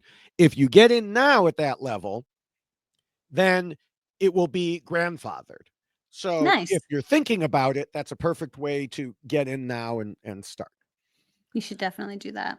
Also, make sure that you're subscribed to all the RHAP Survivor podcasts at weknowsurvivor.com. And since we're moving to Big Brother soon, you can go to weknowrealitytv.com because Big Brother will be on that aspect of things.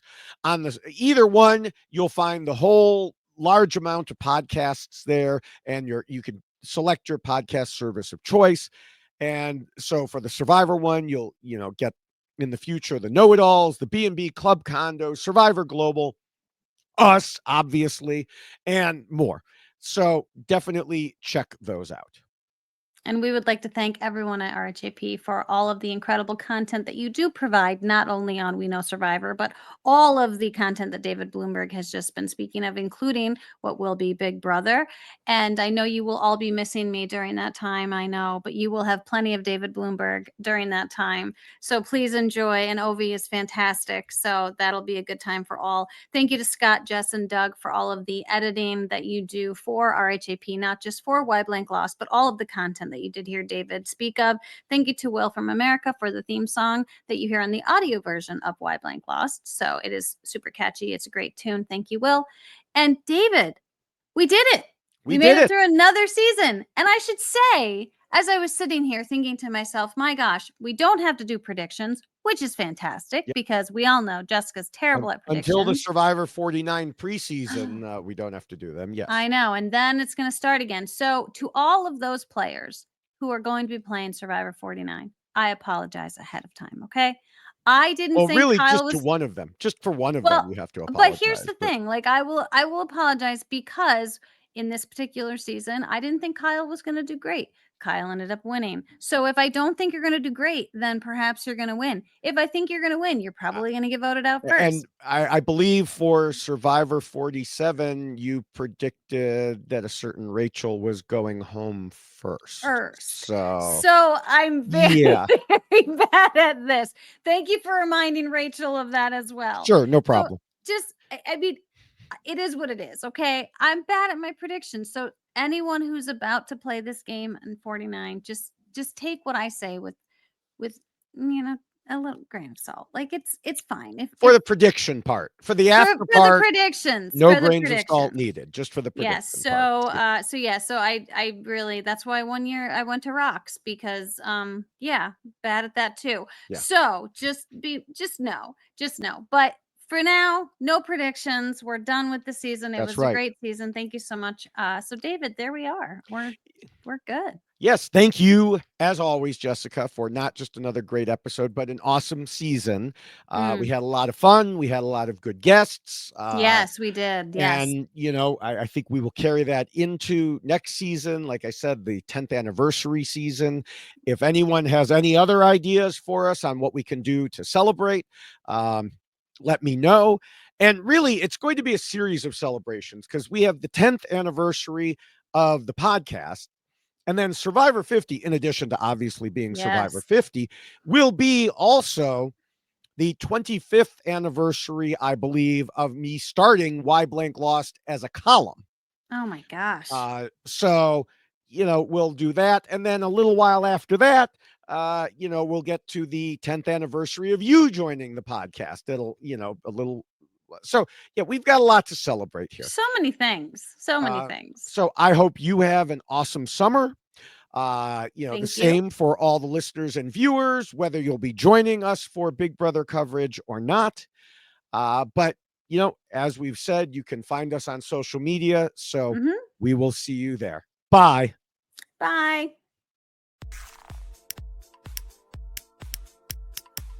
This is RHAP, We know reality TV.